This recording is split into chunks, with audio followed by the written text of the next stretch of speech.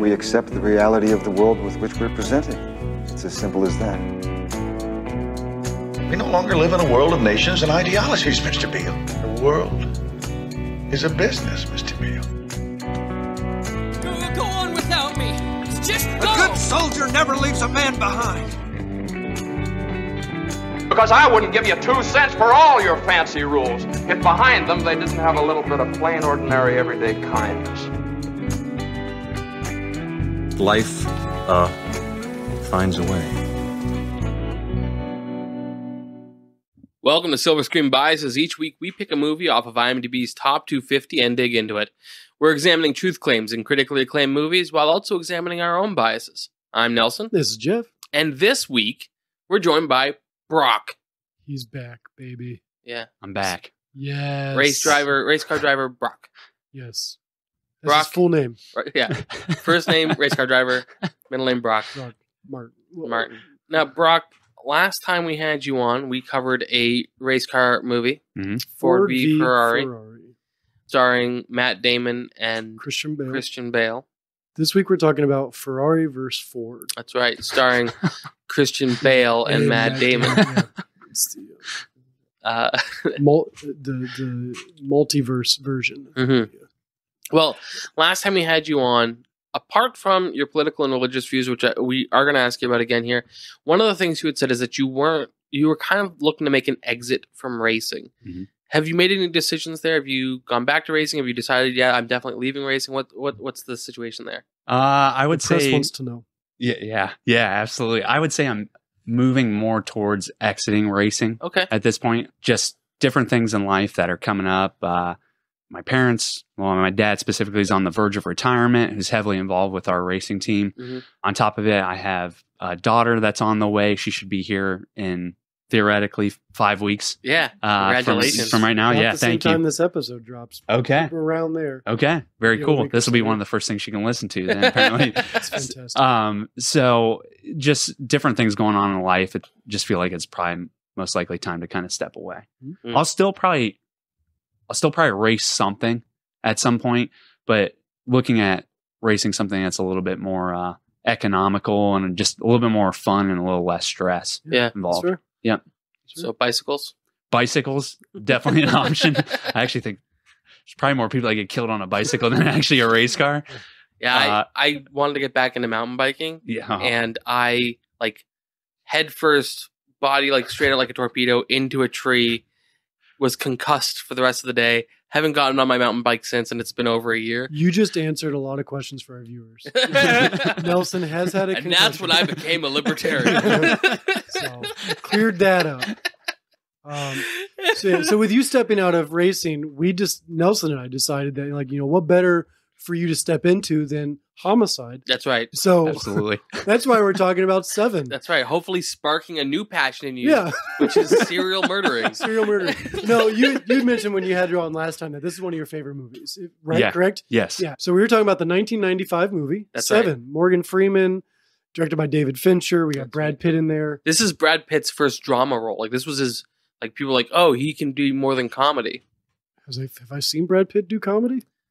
He's always been kind of comedy action. This was his first I don't think he's got any funny lines in this. Morgan Freeman's had some funny lines in this. This movie had some. It's a very dark movie, but there was some buddy cop moments, very slightly. But there were some buddy cop moments when they're around the table and the train goes by and they just start busting up laughing.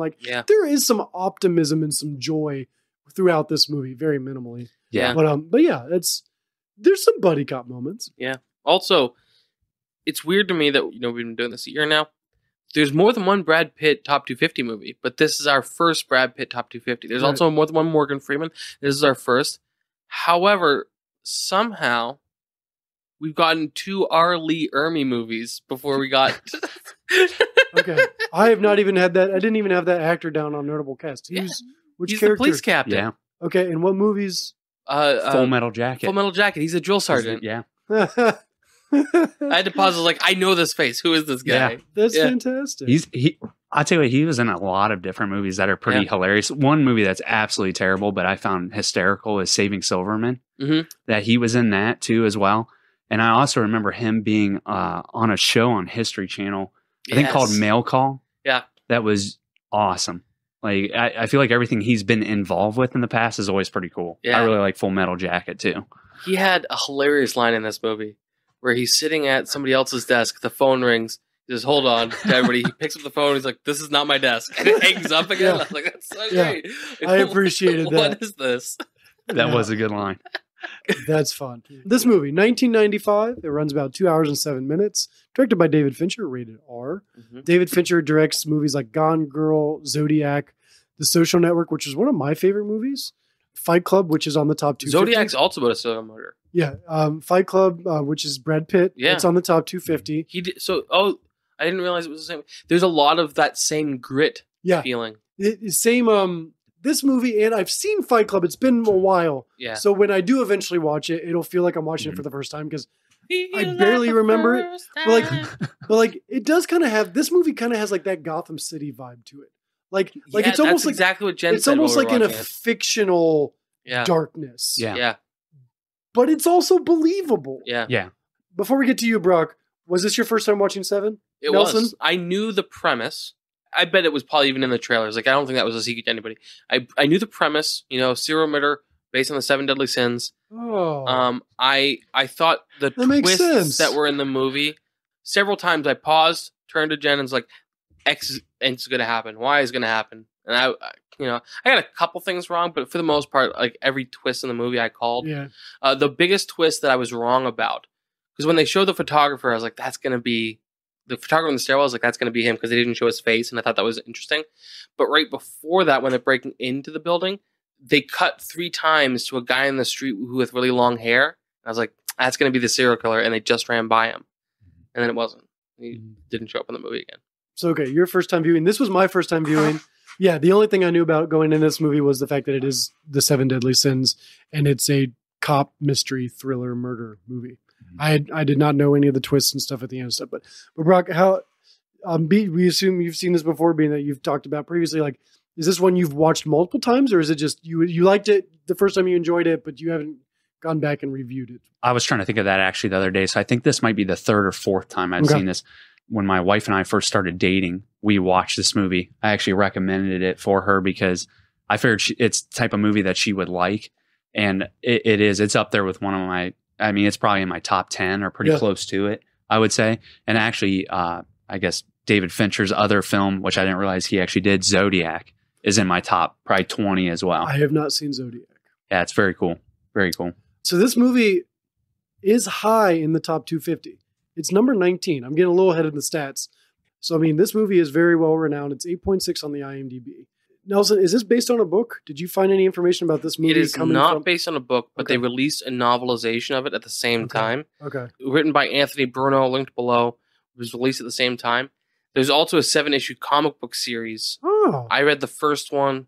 I didn't have time to read all of them. Is it? It's a prequel. It's a prequel. And it talks about John Doe planning his crimes. Oh, that's and cool. Then they actually made a sequel. So in 2002, New Line Cinema proposed a sequel named 8, EI8HT, that would be based on a repurposed spec script titled Solace by Ted Griffin about a psychic serial killer who is pursued by a similarly psychic detective, Somerset. The idea was abandoned after Principal 7 cast and crew, including Freeman and Pitt, expressed no intention to return for a sequel. Fincher said, I would be less interested in that than I would in having cigarettes put out in my eyes. The script was made into the standalone thriller named Solace, 2015, which was a critical and commercial failure. Linked below.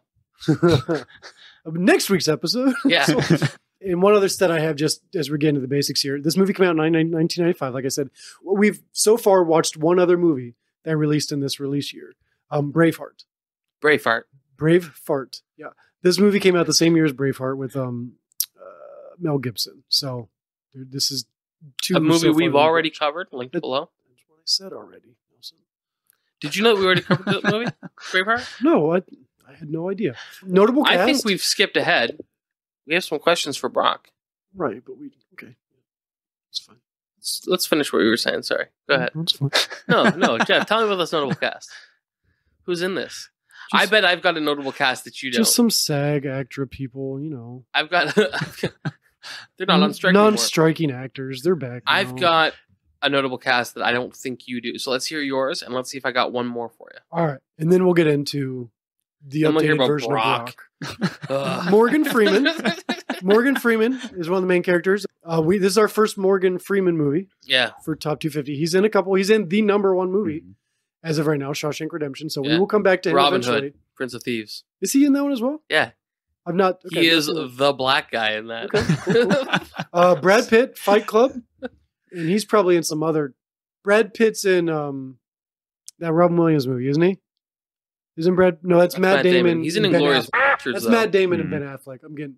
He's in Inglourious Bastards. That's right. That's right. And that's top 250. Kevin Do I have Spacey. to quack that out? Who? It's Not- spelled wrong. No, that's right. And it's in the movie I title. don't think you have to quack. it I've out. quacked out every time now. Okay, Quack, quack. That's your call. I don't care. I feel better about it. Okay. Well, then that whole time when we talk about Inglorious Quack, you're going to have to be a lot of quacks in That that is quacking heavy. movie. Yeah. All right, that's your call. We'll title that episode Well, you may have to Requacked. quack out this next actor too because he's been canceled since. Oh. Kevin Spacey. Oh, actually, I've heard that he's uncanceled. He got vindicated. Well, Sort of. What happened? Fill me in. I think a lot of the information that came out in that was not true, or at least couldn't be backed to a certain extent. So, yeah, I mean, I don't think much came from that. Yeah. Because was it a civil suit? I have no idea. I just know that there was accusations of sexual. People Magazine 1 hour ago, Kevin Spacey rushed to hospital over heart attack concerns after going numb in one arm. So he might. It's entirely possible he's dead by the time this airs. Ooh. Okay. Well, we should. Wow. Okay. Now, as a young child, the movie. My intrusive thoughts, just no filter. The movie The Negotiator, growing up, it was one of my parents that it was one of the more adult style movies that I was allowed to watch when I was a little younger because there was no nudity, but it was just severe language and stuff and that's Samuel L. Jackson. I believe it's Samuel L. Jackson. It's a movie about a hostage situation and Kevin Spacey is the negotiator. That was my first introduction to him, and I really liked that movie.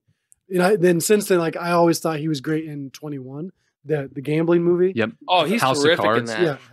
House of Cards. Is I've not seen House of I Cards. watched the first season, I think. It is Samuel L. Jackson. And then, okay, so Kevin Spacey, I'm going to pay it forward. Obviously, it's a big one that I'll be talking. Okay, I've got two more notable casts, and then I'll see if the last one may be the one you mentioned. Okay. Nelson, could be. That's the only one I'm counting on. The next one's Gwyneth Paltrow, Iron Man's wife. Yeah. Pepper Potts. She's fine. She's in it. This. She really gets. I was trying to make a head rolling joke. Yeah, she loses her head in this movie. That's all I'm going to say. Spoiler alert. But she does a great job. Call her Marie Antoinette, am I right? Yeah. But yeah, she's great. I thought there was going to be more to her character in this movie. Yeah, in fact, there was less to her character. Right. Like the whole her going Another to head cutting off joke. There. Morgan Freeman and talking about that secretive stuff. I thought there was going to be more to her story. Yeah. And she didn't seem very much developed, and then obviously they underdeveloped her. Actually, that's a good example of a prediction we got wrong. Jen and I both thought that Kevin Spacey's character was going to manipulate. So I had predicted that he's going to have Brad Pitt kill him, and that's going to be the wrath. I thought the way Envy was going to work out is that Kevin Spacey had photographs of Morgan Freeman and her having breakfast, and that was going to be the Envy killing. Okay, interesting. But we were wrong. John C. Calhoun. No. Riley. McGinley. Hold on. Dr. Cox. Yes, there it is. From Scrubs. John C. Yeah. McGinley. Played Is in that California. the actor you were talking about? Nope. No? Okay.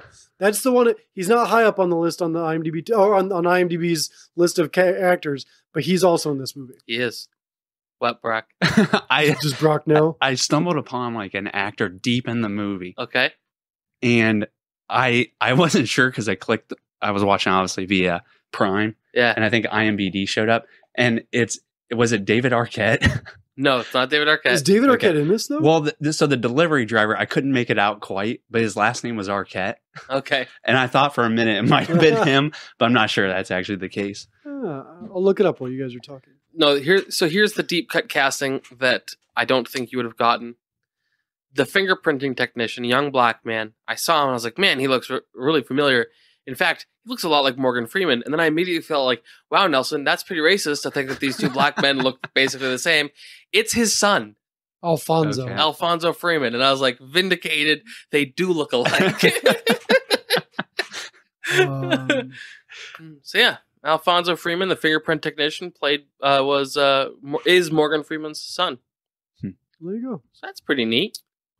Did you know that Heidi Shands is in this movie? But you didn't know that. Who's that? I don't know. I just looked her up. She's very low at the list. But anyways, Broc Martin, how you doing, buddy? Good. Doing Good. well. Glad to have you back. Now that we've introduced the movie, let's reintroduce you. So we do some stuff. We do some re-questioning with our return guests, and it's essentially just rehashing and to see if anything's changed in those 3 questions that we ask our guests. So get right into it real quick, and we'll see how these categories fare out. Are we on the same page now, Nelson? Oh, the samest of pages. We're literally looking at the same page right now. Yeah. Political bias. Brock, since the last time you were here to discuss racism. 2 boys, 1 page. Sorry. Go ahead. Now we'll have to link my OnlyFans because now we've mentioned that. See below Jeff's OnlyFans. So your Also political bias. SSBGF. Yeah, just streamline everything. Your political bias, Brock. Has anything changed, or have you? No, I wouldn't say so. So I still say, kind of like last time I was in, I'm probably a Republican that leans a little more towards the libertarian side of things. Feel like I've pretty much stayed there the vast majority of my life, and probably will into the future too as well. Okay, cool, fair enough. Religious biases. Has anything changed between July and now? No. Okay. No. All right, awesome. We will link the previous episode below, Ford vs. Ferrari episode, just to hear the full breakdown of all that. Yeah, this is just our rehashing. And last but not least, What was our Ford v Ferrari episode titled? Do you remember? it was I'm hoping it was something pithy that makes me smile when I see it again. Praisedale. Yeah, that's right. Praisedale. Praisedale. Yeah. Our Praisedale episode. Oh, maybe this episode should be titled Raise Hell. Honestly, It works. It works. does. That would. Some would. continuity. Continuity. There it is. You got it. Favorite movies wise, have you viewed any new movies since July, since we've last talked to you? So I have. I think just one. Okay, what you got? So Oppenheimer. My wife and I went and both watched Oppenheimer. You liked it? Loved it. It was, I will say this, for my wife, it was a bit long. Okay. I do think I even started getting to a point where I started getting a little restless towards the end. Really? Yeah. But overall, I thought it was awesome. I thought it was a great film. Yeah, Nelson and I went and saw that together opening weekend, and it's an amazing film. Do you expect it to still be in the top 250 in a year? Yes. Yeah, I do too. Yeah, we do too. Yeah, Nolan's pretty consistent with his movies. A little bit of Nolan news. I just saw that he is up in the running in the hospital with a heart attack. No, that's Kevin Spacey. Nolan's in the running to direct the next 2 Bond films. As of recording this episode, it's not official, but like I've seen from multiple viable news sources that he's one of the directors to take over the new direction, because what's his face has stepped down. His last movie that was Craig. Yeah, Daniel Craig has since relinquished that role. Have they casted a new Bond yet? They have not yet. No. I know Henry Cavill. Let's hear some ideas. Henry Cavill, I know his name's being thrown around. Sure. Again, this is all speculative, but it's from news I would sources want him that to keep his mustache if he does it. But he's been in it. I know a lot of people are wanting an African American, which I think would be cool. Like, I have no issue with that. But like, they haven't put a name to them, to a lot of people wanting it to go that direction. If you're going to cast a British black guy, Idris Elba's a great choice. Yeah. Which he's a bit old for the role, but that doesn't mean he can't do it. Right. Honestly, I think Henry Cavill's too old for the role. I think you go young. Yeah. I have a man crush on Taron Egerton, but that's who I'd cast. Do you know who Taron Egerton is? Have you seen The Kingsman? No. Have you seen Sing? No. He's the ape. Have you seen Robin Hood with Jamie Foxx? You want an ape to be Bond? A little bit. Oh, okay. Yeah, no, I'd totally cast Taron Egerton as the Sing ape as James Bond. Okay. Have you seen the new Robin Hood with Jamie Foxx? The new what with Jamie Foxx? Robin Hood with Jamie Foxx? No. Jamie Foxx plays basically Morgan Freeman's character. Taron Egerton plays Robin Hood. Did you see Elton John, Rocket Man with Elton John? The Elton John biopic? No. Biopic. That was Taron Egerton as well. Eddie the Eagle. No. This guy, this is the actor that I have like a boy crush on. and he's the best. Boy crush? Yeah. Is he underage? He's so handsome. No, he's of age. Oh, so then I'm it. All right, this took a weird turn. Okay, so you saw you saw Oppenheimer with your wife and stuff. Okay, yeah, that was a great movie. I think if there's any movie to watch between now and since you've been on last, that would be the one to watch. Awesome, cool. Awesome. I think cool. that's it for the awesome, cool interview portion of Broc Martin. Can we give this segment a name? Awesome, cool. Awesome, cool. Awesome, cool Awesome, with cool. guest Broc Martin. Right, yeah. Ba-dum-bum. Bam. The movie. We've got most of the stats already. If you've been following along with us, just a couple more to mention. Which I mentioned, it was number 19 on the IMDb. Yeah. Do you have its history on the IMDb? Yeah, so it debuted in 1996. IMDb Top 250 comes out the year after this movie comes out. It debuts at 18. Ooh. By 1999, it had dropped to 130, climbed back up into the low 20s by 2010. So, like, it's basically where it's always been right now. Yeah, no, it's wild. Yeah, and I get it. It's a great movie. Like, it has all the same aspects that I really enjoy about, like, Dan Brown's The Da Vinci Code. Mm-hmm. Yeah, like Catholicism. Or like just the history, the history side mixed with mystery. Like it's not straight up like a historically accurate show or movie or book, but like no, this actually happened. Stop it! Wait, this isn't based on real. Stop it! You're ridiculous. Is this based on real events? No. Okay. I mean, the Zodiac Killer was a real killer. Prove it. The Scranton Strangler was a real killer. But yeah, so just I enjoyed that mixture of historical context. You know, Dante's Inferno, all those there's a lot of scripture that's mentioned in this book, like, and then mixing it with horror, thrilling, murder, and mystery. Like, I really enjoy this combination of stuff. That's not true. We really didn't like it with The Exorcism because that movie was terrible. It was poorly done, and.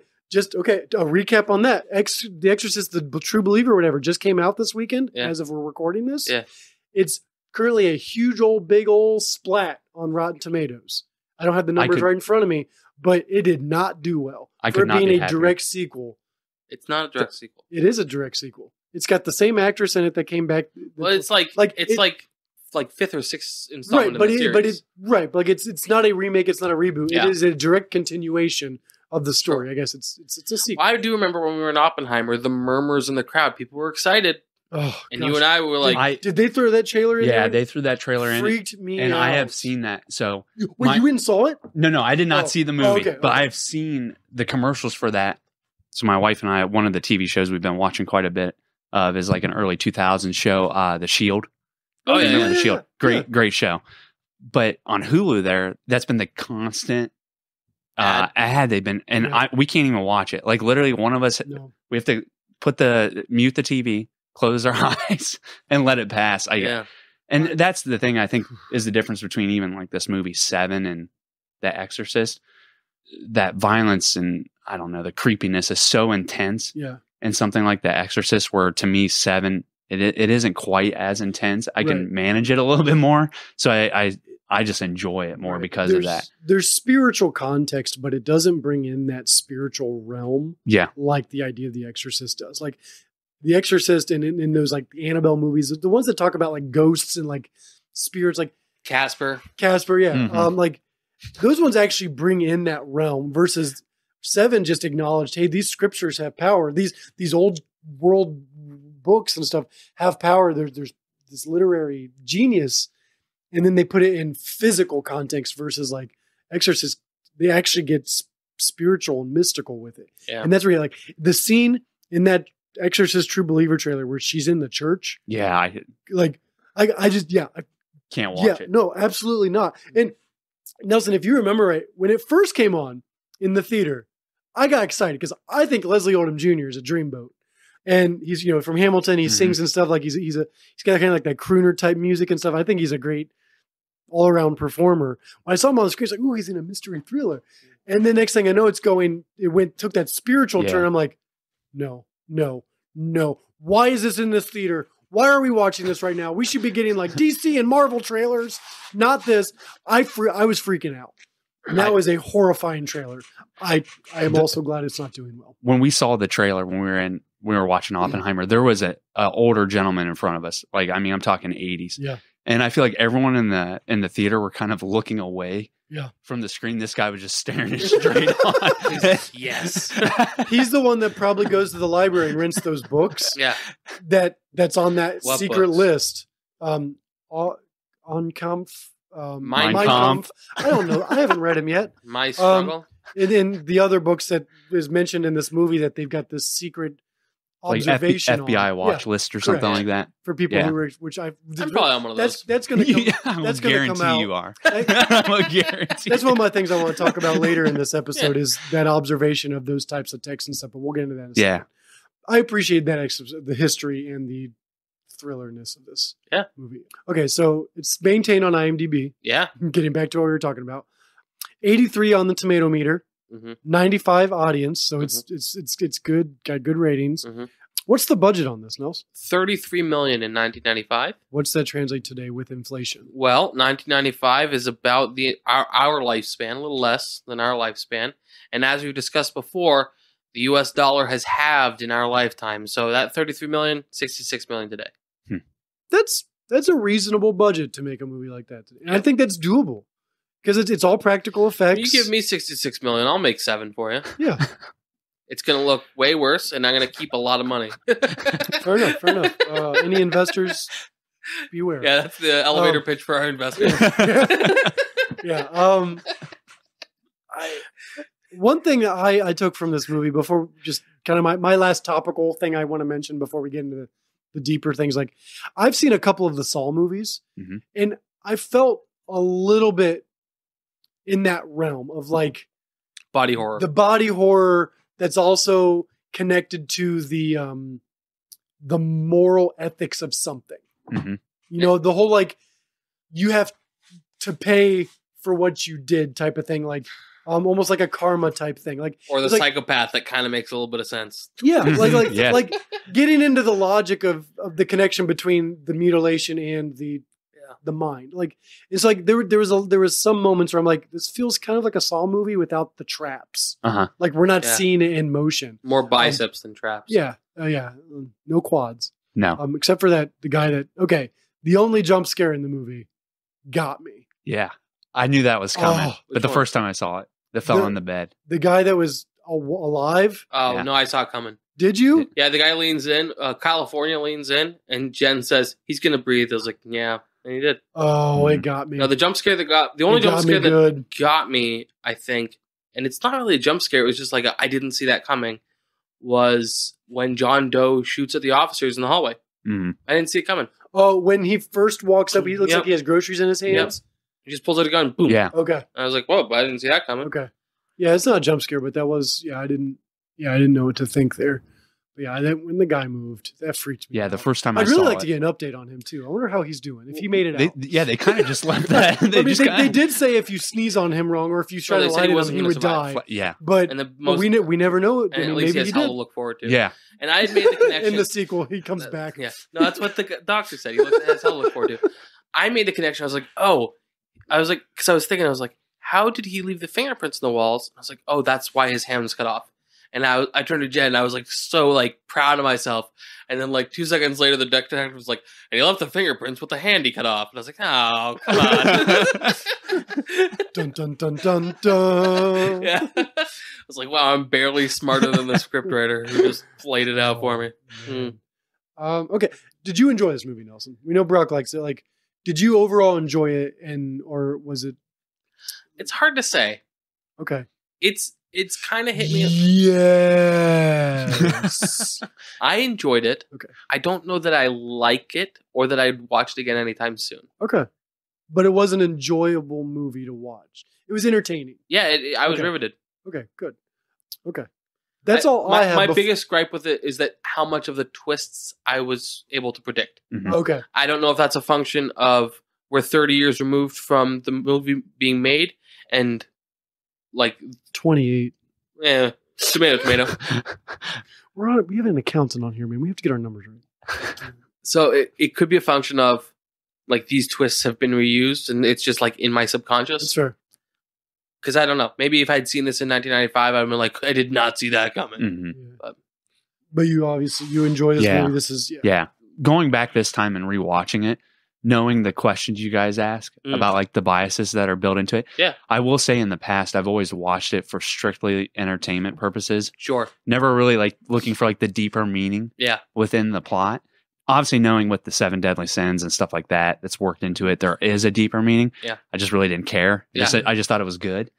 But this go around, it was nice to like go back and try to look for just some things to pull from that movie. And there was a lot of things that I think I pulled from the movie this go around that I think kind of relates to some of the issues we're dealing with even today as within society. So I think that was kind of fun. But yeah, I mean, I love the film. I mean, if it was on TV tomorrow, I'd probably watch it again. Yeah. I also really enjoyed it. I know, like just topically, like it was a very fun watch for me. Like it was one of the ones where like, and granted for this podcast, I'm very intentional of not having my phone in front of me or computer unless I'm writing notes or something. It's like a lot of times when I'm watching TV, I'll just be doodling on my phone or something, but like specifically doodling, drawing, you know, like doodles. Yeah. But like Speaking of our doodles, links to our merch below. right. Buy some of our shirts with doodles. doodles. But this one, like, if it was just one for entertainment, it would be one that I would have, within at least the first watch, I would have had my phone down. Mm-hmm. Knowing that it was a mystery thriller, I knew there's going to be a lot of minor things that are setting up bigger. Was there minors in this? I don't think so. But yeah, so I really enjoyed it. It was a very entertaining watch. I guess it was the unborn child. That is true. Oh yeah. That was. Let's get into some of these deep topics. What do either one of you guys have to start out with? I want to start with Broc. Never mind. Well, I want to start with Broc because you've watched this a bunch of times. Yep. Mostly for entertainment. Mm-hmm. But this last time you watched it to like pick apart. What stuck out to you this time that like you're like, how have I not seen that before? So I think this time the one theme I constantly picked up when watching this, especially from Morgan Freeman's character, which is Detective Somerset, if I'm not mistaken, was his, I guess, apathy or his downfall or his distrust in like the city that he's living in. Yeah. So that was the number one thing I pulled away from it. I'm not really sure why in the past I never really saw how much he hated the city that he actually worked in. Yeah, and I think it was a pretty major theme too. Yeah. The conversation that he has with what's her name? Gwyneth Paltrow. Gwyneth Paltrow. He and the diner, they have this conversation. And the conversation was stemmed from her struggling to adapt to the new city. Mm-hmm. Her and Brad Pitt's character moved to the new city. Yeah. And she said she has no one to talk to. And she's having sort of an emotional crisis. Right. Mm-hmm. Yeah. But specifically, she hates it there. She doesn't think it's safe there. She doesn't feel comfortable. And she's just found out that they're pregnant. And Morgan Freeman's character tells a story about when he was a young man, about that age. They got pregnant. He got pregnant with his fiance, live-in girlfriend. It's not entirely clear. And he felt like, I can't bring a child into this world. And so he coerced his girlfriend, fiance, whatever, into having an abortion. And then he talks about how he thinks about it every day and he questions it every day, but that he's confident that he made the right decision. And Jen says to me, he questions it every day because he knows it was the wrong thing to do. And he's confident he made the right decision because he has to be confident. Because if he made the wrong decision, then he's a monster. Mm-hmm. And then that conversation plays out again between him and Brad Pitt, where he's talking about how like the city's not worth saving, basically. Yep. And Brad Pitt's like, no, I have to believe it's worth saving. And you have to believe it's not because you want to leave. You're justifying it. Mm-hmm. And I thought those two scenes really drew out that character in him. Like kind of a subtext of that is, you know, when he first meets Brad Pitt's character, he's like a Dutch uncle, surly, grumpy, and over time becomes a mentor. Honestly, pretty quick becomes a mentor. He immediately starts asking questions to get to know him better, even after he's just been like, we're not going to be friends. Mm-hmm. And so it's like, he can't help himself. He's a good-hearted soul. He's just trying to justify this, like, I don't want to do this anymore. Yeah. No, I mean, absolutely. The one thing too that I remember, because especially his conversation with Brad Pitt, where Pitt is basically saying like, I can't give up on this city. I can't give up on the fact that I'm just going to, you know, live life and not try to better the place that we're living in. Yeah. I thought it was interesting because Morgan Freeman in there starts talking about the apathy of the people that live in the town. Yeah. And then I think it becomes a realization that he has that same apathy when it comes to not applying himself to actually try to make the town better overall. And I don't know why the past few times I've watched that film, I've never really dug into that. Yeah. But I thought that was just a really kind of intriguing statement. And I really feel like it's an intriguing statement nowadays where, you know, I feel like some of our big cities they're an absolute hellscape, to be quite frank with you. Absolutely. And the crossover between what's kind of currently going on in some of the larger cities in America and the way this city was playing out too as well. Do they ever clarify what city this is? No. I feel like it's New York. That's what I thought too. The only thing that changed my mind is the last scene where they go out into almost like the desert, like a desert area. Oh yeah, which is LA. Yeah, that is the one thing that threw me because I thought the same thing when you said it's kind of like Gotham. It's got that Gotham feel. That's because it's always raining. It's always gloomy. Yeah. It's always just. I wonder what the change in atmosphere, what the director was trying to communicate there, because it's dark and raining all the time, which feels very New York, and then you're out in the desert, which feels very. It's Los Angeles. It's interesting because that's not LA weather. No, not at all. Yeah, I just researched it, and it says it's around the Los Angeles and California area. It's vague. Yeah, but it just. Oh, it's Vegas. No, vague. Okay, vague. It's... So, talking about the apathy, two things come to mind. Mm-hmm. The first one is that, and I've talked about this briefly before, and I really don't think this is the episode to really get into it. I think this is really more something for we're gonna get into a cop movie, a real cop movie. This is a serial killer movie, not a cop movie, and you'll understand what I'm trying to say. It's more of a detective movie than it is a cop movie. Yeah. So one of the big problems with policing is how in any jurisdiction there's only one group of people with the right to do it, and the result is that monopoly leads to all the same monopoly behaviors we see in any other sector, which is lower quality, higher cost, and corruption. And in this movie, we see lower quality. Morgan Freeman's basically given up on being a good detective. Mm-hmm. We see the corruption. There's detectives that are paying journalists and photographers so that they know where the crime scenes are. Yeah. Right, and then this movie really doesn't get into cost and stuff, but that's the third leg of the chair of monopolies. These are the three things that always happen. Mm-hmm. And even talking about like the corruption behind it, or the fact that even the police department has that same apathy that the people that live in the city have too as well. I thought that was like kind of showcased in the first scene. So the one murder that's early on before Pitt's introduced, where it's the domestic violence issue. It's not even related to, the 7 murders with the 7 deadly sins.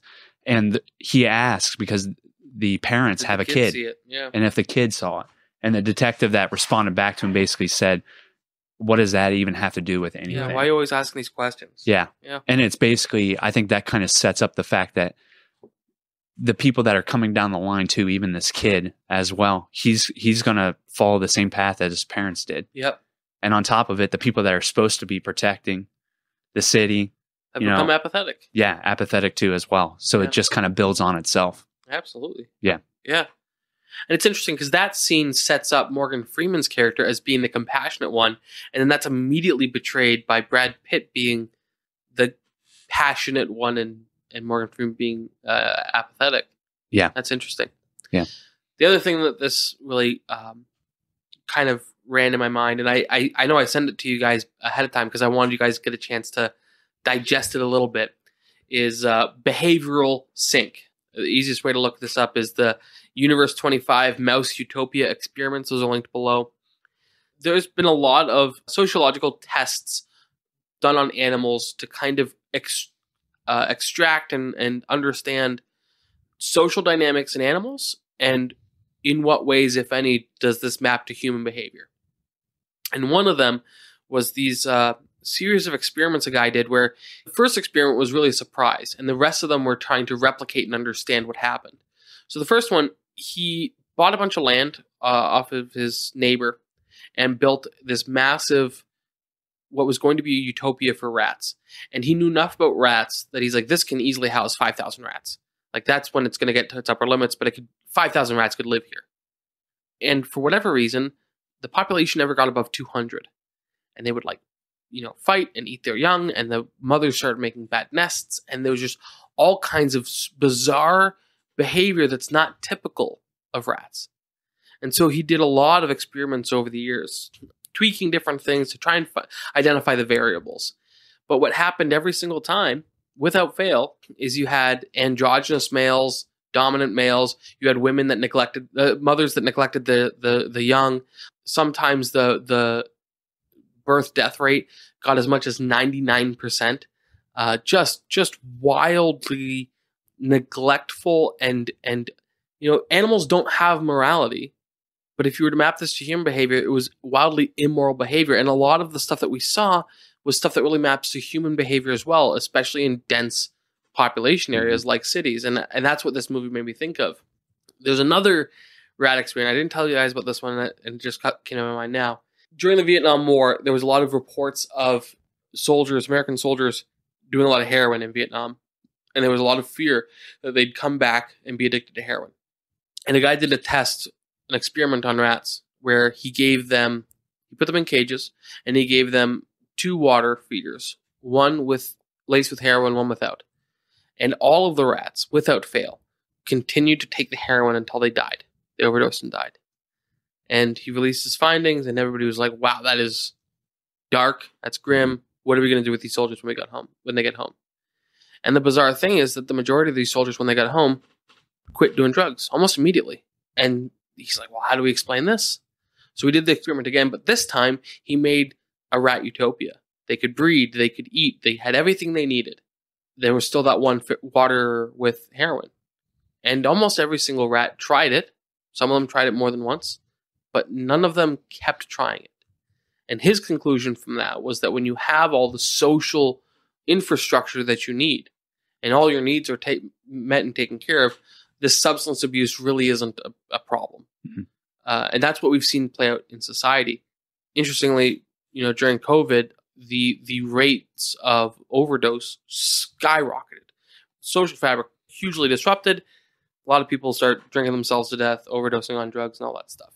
So it is interesting how rat behavior in a microscope can give us kind of a glimpse of what's happening with human behavior. And I think that there's something to these mouse utopia experiments. There's something to this behavioral sink idea that when the population's too dense, some real bizarre things happen to our psychology and to our incentive structures, and the social fabric just totally undoes.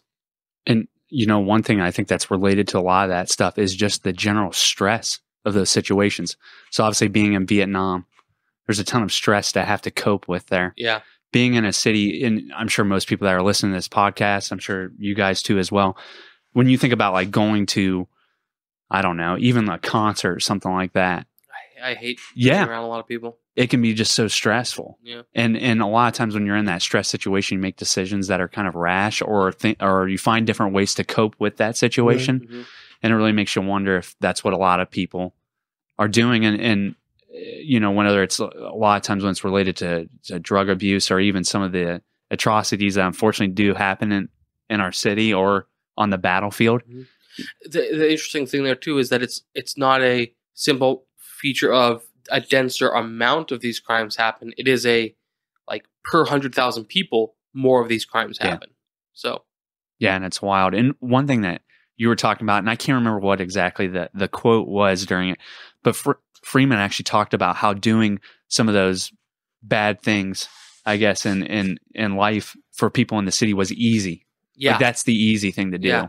And that goes right back to it. I mean, the easy thing in those situations is to do the thing that maybe feels good too as well when you're stressed. Absolutely. Rather than avoiding it or finding better coping mechanisms than, doing drugs or doing any sort of crime in general. Absolutely. Yep. Yeah.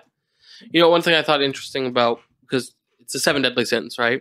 And the 7 deadly sins also have the converse, which is the 7 virtues. So lust has chastity. Well, there's 2 different versions. Go ahead.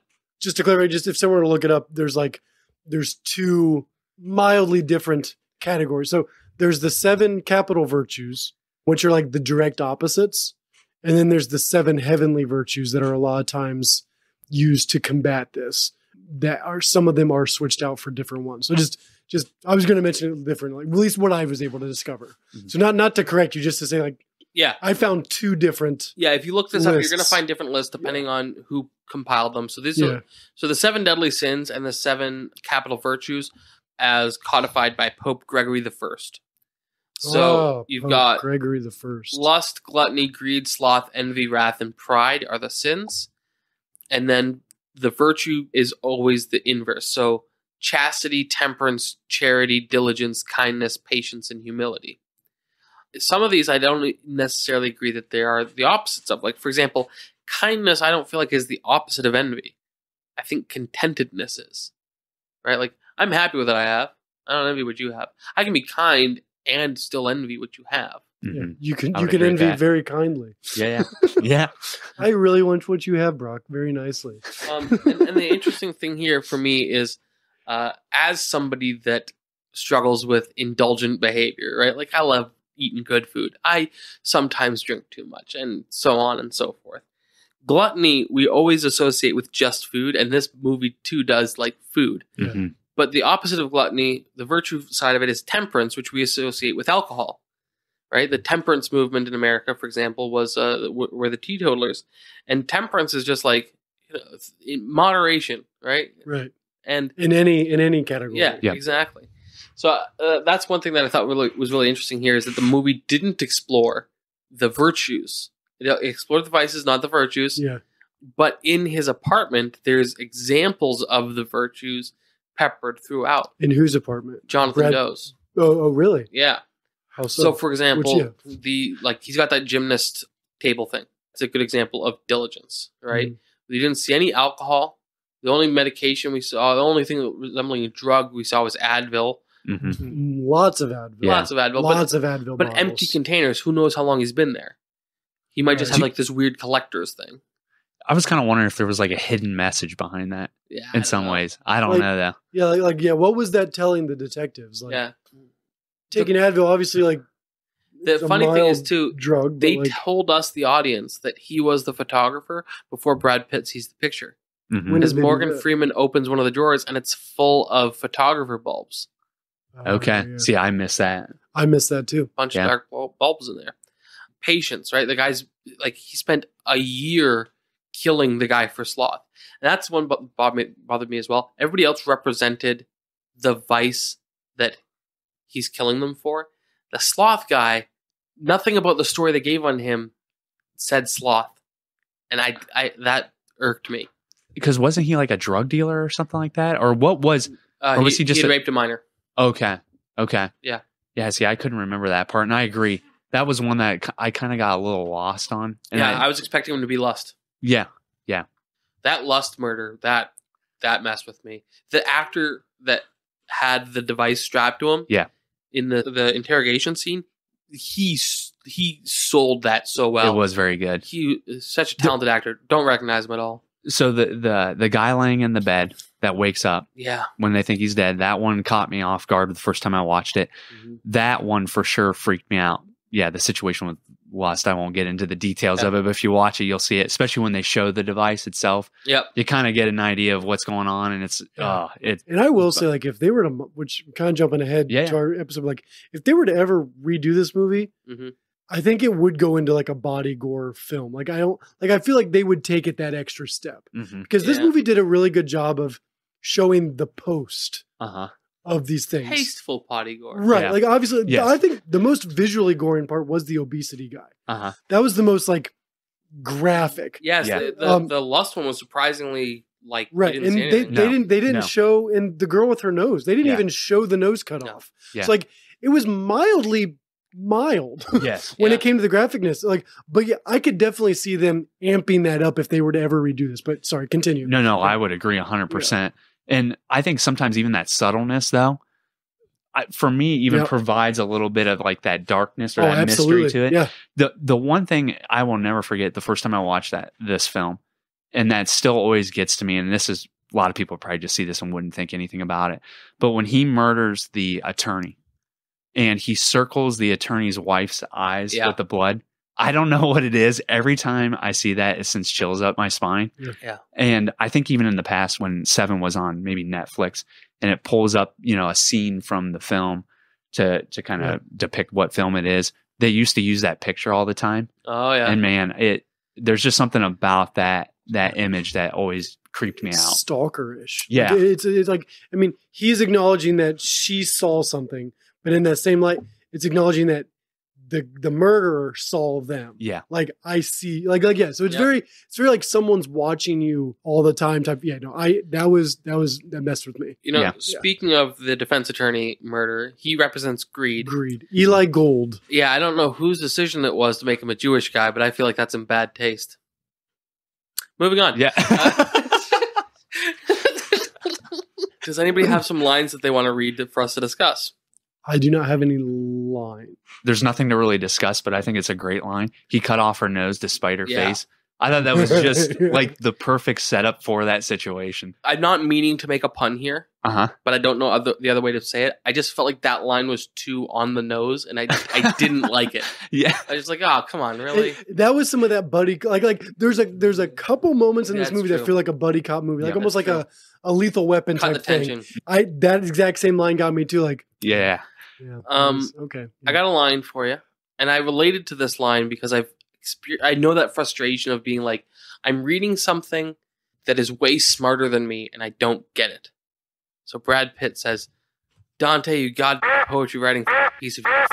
Yeah. It's just like, yeah, no, I can relate to that. I tried reading Pilgrim's Progress, Oh yeah, which is very old English, and then I also tried to read it while listening to it audibly, and I've not ever said that phrase before, but I can I might next just time. just like why like why can't you just be clearer? Yeah. So I can relate to that emotion of like Yeah. "Wah!" like just be clear, don't do riddles. Last time I had it was the places you will go. I was like, come on, just speak plainly. You cry help, no one comes. You yell fire, everyone comes running. Yeah. Do you think that's true? Jeff, I have a story about you. okay. Oh yeah, that's right. I remember hearing this last time. Before you get to my story, because I don't know what you're alluding to, I think at one point it wouldn't have been true, but because there's so many false cries now, whether it's physical harm, maybe digital scams, like just all these things, like these people trying to beat the system, and so they're like manipulation and stuff. Like, I think there's a lot of truth to it now, even in 2023. More so than there was in 1995 of like, yeah, like if someone's crying help, like, I don't know if I believe it. Okay, let me give you an example. This literally happened last night. Not even making this up. Lindsay and I are in the living room. We're watching the Ahsoka finale, and we have our windows open, and we hear. I'm so glad I'm not making this up because I find this very funny. We hear what we thought was a baby outside crying. We paused the movie. We got a flashlight. Like I was putting shoes on. Like I was getting ready to go outside because like I thought I heard a baby crying like right outside the window. It sounded so vividly a human baby. And Lindsay's first reaction was, "Wait, should you go out there?" And I'm like, "It's a baby. Like if it's a baby, I need to go out there. In the small chance that there's a human outside our window, I'm going to go out there." She's like, "But what if it's a trap?"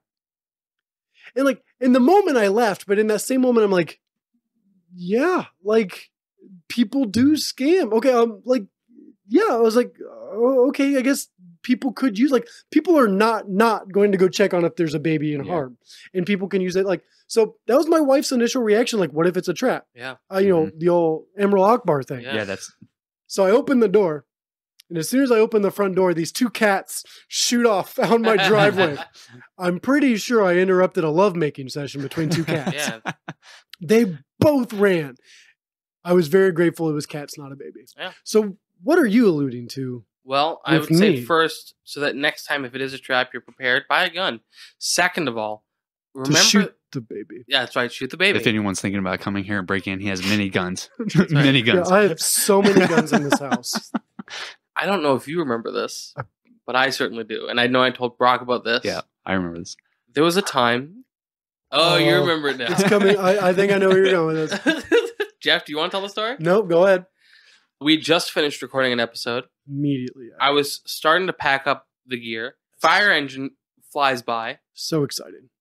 Jeff runs out of the house, leaves his phone, leaves his shoes, just takes off running barefoot down the street. Yeah. Your wife was so embarrassed for you, kept apologizing. I was like, it's fine. It really is fine. It's Jeff. Yeah. It's Jeff. Right there, we have two examples from your life. What did I say as I ran out the door? I said something. I thought I yelled danger, but That's right, you did. I thought I yelled that danger. is right. I thought I looked out. I walked out on the patio. That's right. I look outside. I see this huge billow of smoke. Like there was a You massive didn't even fire. see this fire. You just yelled danger. Wait. Fucking it. Hold on. Was it after recording with Brock? No, it was no, the no. week. It was the week The before. week before. Okay. Because okay, I remember you us talked talking. about- okay. Yeah. So yeah, I go outside, look out the window. I come back in and yell danger, and then I take off running. Yeah. And then leave my wife in the house with you and our child That's for right. over an hour. It was an act of vandalism. Yeah. So there was a huge arson fire at the end of our street.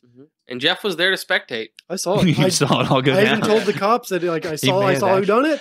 I gave them a made up all picture kinds of of who stuff. I Gave who him I a saw picture of do me. it. Yeah. I gave them DNA samples I took off the victim as they were the perpetrators. This is Nelson. I'm pretty sure he Yeah. did it. I- He has no alibi. But yeah. I was literally like a 5-year-old boy at that point. Like I compared to the moment of like when a child goes to the window to watch the garbage truck pick up the truck Mhm. and then dump it into the back. That's how I felt when I got to go chase a fire. That's a truck. good feeling. As a 33 That's a good feeling. As a 33-year-old man, I'm like, there's a fire at the end of the street. Danger. I'm gonna go. Left everything behind. Yeah. I was down there for over an hour before I came back, and Nelson's just here like with my wife going, "You good?" And I'm like, "Yeah, we're good." Okay, I'm gonna go home now.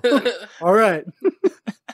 What about you, Brock? Do you think there's any truth to the statement, you cry help, no one comes, you yell fire, everyone comes running? Yeah, I would say so. Why do you think that is? So I think most of us in our life currently, we're so busy with stuff that goes on in our normal life Sure. that something that raises to the level of help is needed, I guess doesn't pull our attention that way because obviously it's maybe not a dire situation where someone needs to actually help someone.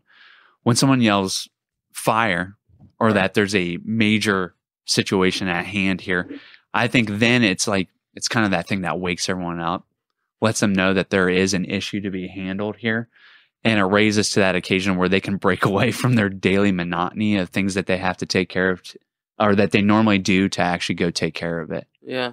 So I take a slightly more generous approach to my answer here. I also think it's very true that, I think it gets back to that apathy piece. Yeah, I don't think it's apathy. I think it's when somebody cries help, you know that if you go to help, if you show up, you're expected to help. And if someone's crying help, it's because there's danger. And what if I'm not equipped to handle it? When there's a fire, I know there's no expectation that I'm going to get involved. Mm-hmm. This might have been different in the era of create a bucket line. People might not have shown up so much. But if somebody out in the street is screaming help, there's danger out there. If I go outside, I'm now submitting myself to danger. If there's a fire across the street, I can just go watch. Somebody else is going to solve that. I have no responsibility. I think that that's more what it is. I think it's an aversion to that danger. And the fire, we don't register that as the same type of danger. Mm-hmm. I don't think it's necessarily an apathy issue or any kind of behavioral sink. I think it's just that subconscious weighing risk level. Mm-hmm. I don't know. That's all I have to say. Yeah, I don't know if I have anything to add to that. I got a line here for you, Jeff. I'm going to keep picking on you with this every time I see the opportunity. There's probably many of them. No matter how many times I see guns, I can't get used to them. What do you think? No matter how many times I see guns, I can't get used to them. Morgan Freeman's character says, yeah, I feel the same way. And we see him repeatedly, though, training with a throwing knife. Pass. Okay. No, I'm just Brock, kidding. what do you think? Yeah, I guess I don't don't really know how to roll with that line from the movie. So neither but of us like I'm a rights enthusiast, but not a gun enthusiast. Yeah. I am passionate about the reason why gun rights exist. Yep. I couldn't tell you the difference between a Desert Eagle and a Glock. Yeah. The name. I am not a gun Spelling. I am not a gun enthusiast. I Okay. do own a couple guns. Okay. So A couple hand grenades. yeah, Sea few mine, hanger- that yeah, kind of thing. RPGs, that sort of thing. Stealth. Yeah. Crossbow. So I actually have a compound bow. Oh, there you go. So I do have a compound bow. That's your you everyday hunt? carry. Yeah. So Really? actually, it's something that I've taken up in the last couple of years Yeah. with my my father-in-law. What So- what do you hunt, and what's your preferred method of hunting? Okay, so I should back this Strangulation. off because And humans. this is yeah. Yeah, we talked about this new hobby. We're breaking into Full this. circle. We're breaking into this. You got to be prepared. So, and I should back this off a little bit from the fact that I have not been an avid hunter my entire life by any Okay. means. It's something my father-in-law has gotten me into. Okay. So I've gone compound bow hunting a couple times during deer season. Yeah. Been What weight is your bow? so the drawback weight I believe is 60 or 70 pounds. Okay. So, and the reason I say 60 or 70 Jeff, the look on your face, do you know what this means? Your bow weighs 60 or 70 pounds? With a compound bow, Jennifer compound bow is the one Lawrence with the Hunger pulleys, Games and there's type like a bow? break point, right? Yes, there's a break point. So that, Yep. wait, have you ever pulled on a compound bow before? I've pulled on a couple things, but I don't know if I've done it. So with a Pulled compound before. bow, there's a point where like it just kind of like pops. That weight Yeah. that you have to pull to, that the amount get of to the newtons of pop. force Yeah. to get to the pop is the weight of the Newtons. bow. Yeah. Like figs. That's right. And I will Fig say that, Newtons. yeah, This decal's You- inconvenient, but I do love fig Newtons. they are delicious. I will say this, that the reason I say 60 or 70 too is because when I've shot for an extended period of time, I can get up to about 70. Okay. And when I picked it up this year, I was probably back down to about 60. Okay. So, Is that something you can adjust you on? can. Okay, so you Yeah. can change that setting yes, on your single bow versus having a bow that's a different weight. correct. Gotcha. Yep. So I've done that some. I've had no luck in that. Okay. I'm actually going out this Saturday with my Nice. father-in-law. So, what are and you then, hunting? so it's bow season for deer season. Okay. So hopefully, Best of luck. decent sized buck. Yeah. So that's the game plan and the hope. What about a doe? A deer. John Doe. A female John deer. Doe. John Doe. Get This yourself- John Doe, I might have done that, to be honest with you. And then, So you're a wrath. yes, I am. The other thing too, as well, I've hunted turkey. Okay. So I Oh. actually have a 12 gauge shotgun too, as well. And then I also have a lever action 22 Okay. as well. So growing up, we didn't really, my dad, he hunted years ago, but never really got us into that. We weren't really around guns a bunch. My dad had some shotguns and stuff, and I would say initially when I was, hanging out with my wife at the time when she was my girlfriend, when I was around guns, like that was a new experience for me. And there were times where it's like, man, this is a little uncomfortable just because it's not something I've been around. But the more and more you're around it, the more and more you know how to use it. You're Yeah. a little more comfortable with it. Doesn't even bother me anymore. Yeah. Open carry, it takes a little while to get used to. we McNukes? talked about that in a couple of episodes. We talked Yeah. about open carry a couple episodes ago. Yeah. Just Yeah. like I have no problem with people conceal carry. hmm My wife recently came across someone who was open carrying Yeah. At a park. at a park. Yeah. And I told her to leave, and she didn't feel comfortable being there. Yeah. I think that's entirely reasonable. It's Yeah, no I do too. judgment If on you the don't guy. feel comfortable, leave. It's no it. judgment on the guy, but like it just, why did he feel the need to open carry? What? Why could he like? But See the Look at wheels it. turning. okay, think about this, Nelson. Before you say something, we analyze movies to analyze what's the message being shown. So if a guy intentionally chooses to open carry, Yeah. what is he trying to communicate to the people he's around? Yeah. What's he communicating? And is what he's intending to communicate going to read the same way for everybody in the audience? No, but the same thing with movies. Movies, oftentimes people will see the exact same scene and come away with two very different understandings of what was being communicated in that scene. When I see somebody open carrying, what I see them trying to communicate by what they're doing is I'm not a safe person. And what they mean by that is going to be understood two different ways. By the person that's uncomfortable with guns, what they're going to understand that is he's a threat to me.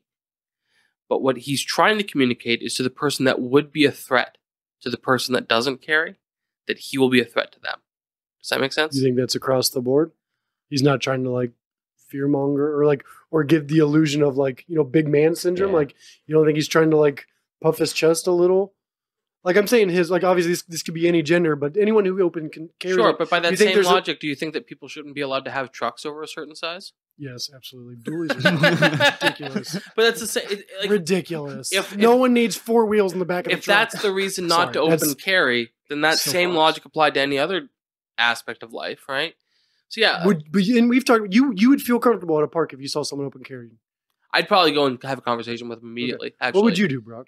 So I have one experience of this, Oh. and it's actually not even open carry. It was actually when my wife and I were on vacation last year in Savannah, and it wasn't a gun, but a guy was openly wielding a knife on, oh gosh, like spinning it and stuff, yeah, and like a jag off. yeah.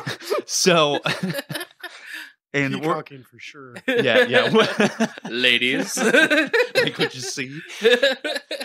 I will say this, and a lot of it was the demeanor of this guy outside of just even the knife. My wife and I were both extremely uncomfortable, and I think a lot of that had to do with this guy. I mean, honestly, I hate the stereotype, and I could probably get some heat for saying this, but he did appear that he was homeless. Okay. And maybe even had some, I guess, mental health issues. Sure.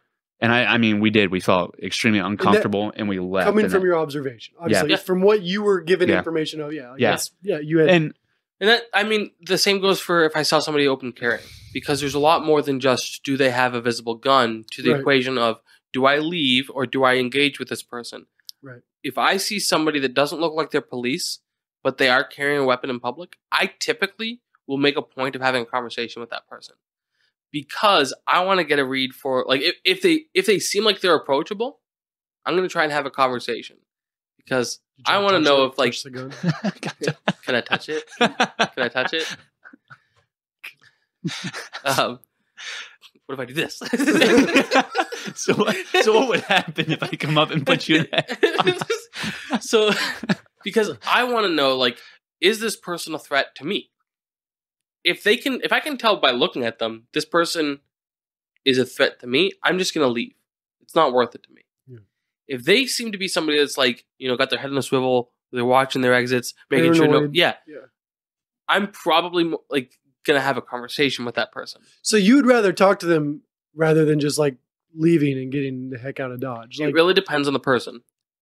even if your kids were in the same area, like you would take Depends on that the you would person. take that chance of just going, I'm going to give the guy the benefit of the doubt before I remove my kids versus let's just get out of here. Like I don't.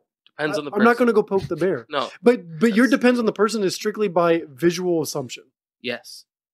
I'm not Followed going by to a take the time to conversation. visually assume someone. And that's fine. I'm just going to leave. I'm okay. Like I think Like- that's entirely reasonable. I don't think there's any optimistic message that comes from open carrying outside of having a conversation with them. But Yeah. I'm not about to go up to someone, especially if I'm somewhere in public with my family. I'm not going to be like, "Hey, hold on, honey. Let me go talk to the guy first. I just want to see what he's about." Like, So, like well, that doesn't sound like an inviting moment. Let's It's define like, our terms when we're talking open carry. Is it like a handgun on an he external had, he had a holster? like the shoulder holster, so he was hanging by his side, almost like a cop would, but he did not. He wasn't in cop attire. He had shorts on and a t-shirt. Okay, yeah, I'm probably talking to that guy. If it's like a guy that's got like an AK-47 hung from his hip and he's like in full combat gear, but like clearly not a police officer, and he's like overweight walking through the park, Yeah, I'm he, just had, like, he had I'm not casual, talking like to that guy. he had like athletic gear on, basketball shorts, a t-shirt. I think they were cut off you sleeves. know the type, Brock. And he had the almost like the not the undercover, but like the cop harness where it Yeah. sits at your. No, I'm probably talking to that guy. Yeah. And he was there with his children. I'm making eye contact with him, waving, so that Staring he at knows him. that I know that he's there. You're hiding your hand on your jacket, We, or like Honestly, don't I want did the you exact out same- of our- going up to him like I this. would treat him the exact same way I treat police officers. You flip him the bird, Nelson. No, I make eye contact so that they know that I know that they're there. I wave, and then if they seem approachable, I will approach them. Now, the scenario that I was in with, just because we're talking about this, if it was just your wife and kids there and you were away, what would your wife do? Like, would you be comfortable with your wife and kids there and you not there and someone's open concealment? She'd probably take out her gun, fire several rounds into the air, and scream Your wife? like in Point Break. Oh, I've not seen that movie. So. It's a great movie too. I just like in this scenario, would you be comfortable with it happening and you not being there and your family's there? I mean, I'd be less comfortable if I wasn't there, sure. Okay. Like, would I be okay with it? It's like, I don't have any control over it. And it's technically legal. So, Yeah. like, I'm not trying to argue. It's just like just because The it's legal. question of would I be okay with it is almost irrelevant. I have no control over it. If I'm not there, there's nothing I can do about it. That's fair. Right? Like, Why weren't you there for my wife? bad father.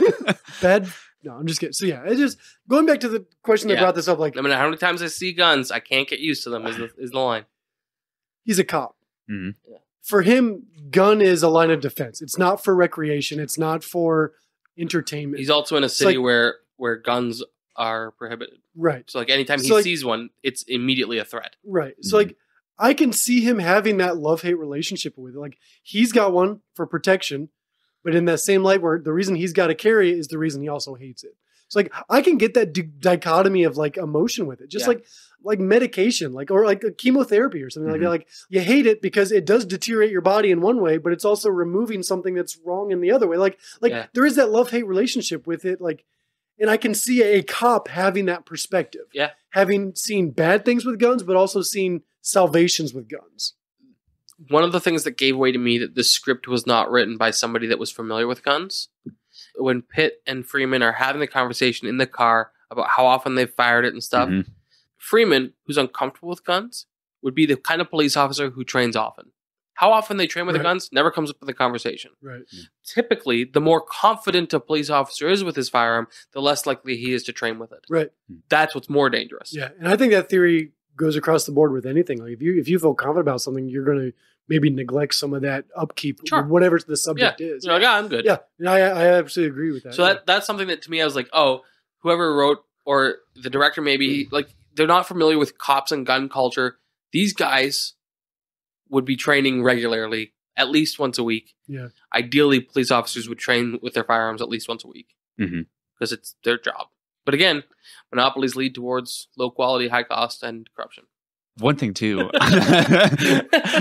I found it interesting when they were talking in the police cruiser the one time, Morgan Freeman, Brad Pitt's character. Yeah. And when Brad Pitt was talking about the guy he actually pulled a gun on and Yeah. shot. Yeah.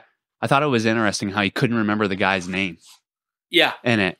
But it seemed like it impacted him so much. And I actually kind of wondered at times if that's where, if they were trying to attach Gwyneth Paltrow's, I guess, uneasiness of guns to that story too as well.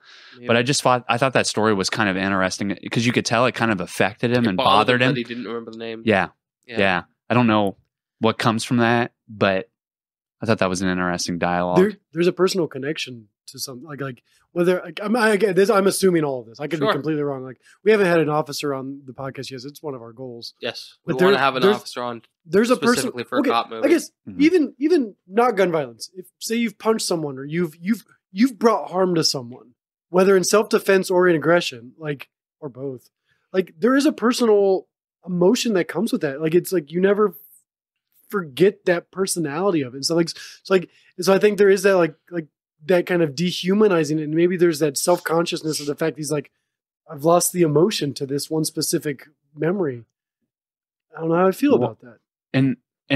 So going back to hunting, there is something too when you kill something that changes your emotions. And in some ways, it's not always. I mean, obviously, killing a human being is terrible and should never be done. But like even hunting in the process of hunting, for hobby's sake, bro. yeah. I know. I'm going to revisit this hobby of whether or not this is something I want to get intervention. into. Yes, but like when It's an you, expensive hobby too. Yeah. it is.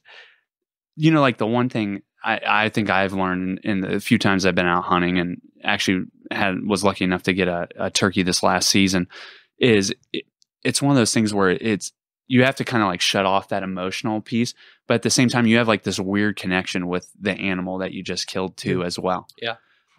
Which I think a lot of hunters talk about all the time too as well. Do you think that because you hunt for, I assume that when you hunt, you intend to harvest the animal that you kill. Correct. Do you think that people that hunt for sport that connection's different? I do. So I actually think that there's more appreciation for the animal than when you go to your store and you buy, chicken breast or you buy hamburgers, because ultimately you're the person that's there Right. harvesting the animal, seeing the animal. You know deep down inside you're the one that ended this animal's life, but there's a purpose in that. Where I think a lot of times people that, you know, and I'm just as guilty. I mean, obviously the vast majority of meat that I eat is purchased. It's a very small amount that you actually get from a turkey. You know, I think there's a portion of the population that doesn't hunt. They kind of detach that piece of meat from the fact that it came from a live animal. Right. So I do think like hunters, a lot of times they're conservationists. You know, they really believe in a lot of the things out there to help the environment, to keep that activity going, because they have an appreciation for that animal that they actually kill. Have you ever hunted, Nose? Yeah. Have you? Okay.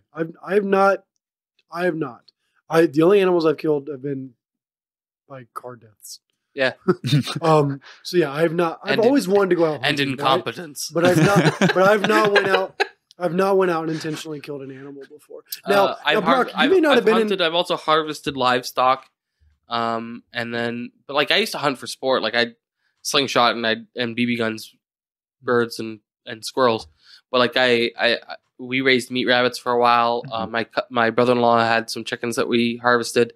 I'm trying to think what I've hunted and eaten. I've fished and eaten plenty. Did you have Mr. Keller in high school? No. Okay. I had him twice. No, once. I had him once. Freshman year, and he's in a biology lab, so he's got those big exhaust fans and stuff. He stopped in the middle of what he was teaching. I failed his class. I don't remember what he was teaching. He said, "You ever feel a man's heart in your hand?" No. He goes over, and you can tell he noticed something, because he stopped. He walks over to the switch on the exhaust fan outside the window. He just flips it on, starts to rev up. All in here, poof, he shoots a bird out the fan. So in class, us freshmen, we were all freshmen. We're all sitting there, and he kills a bird because he saw it go into the biology fan and just kind of nest.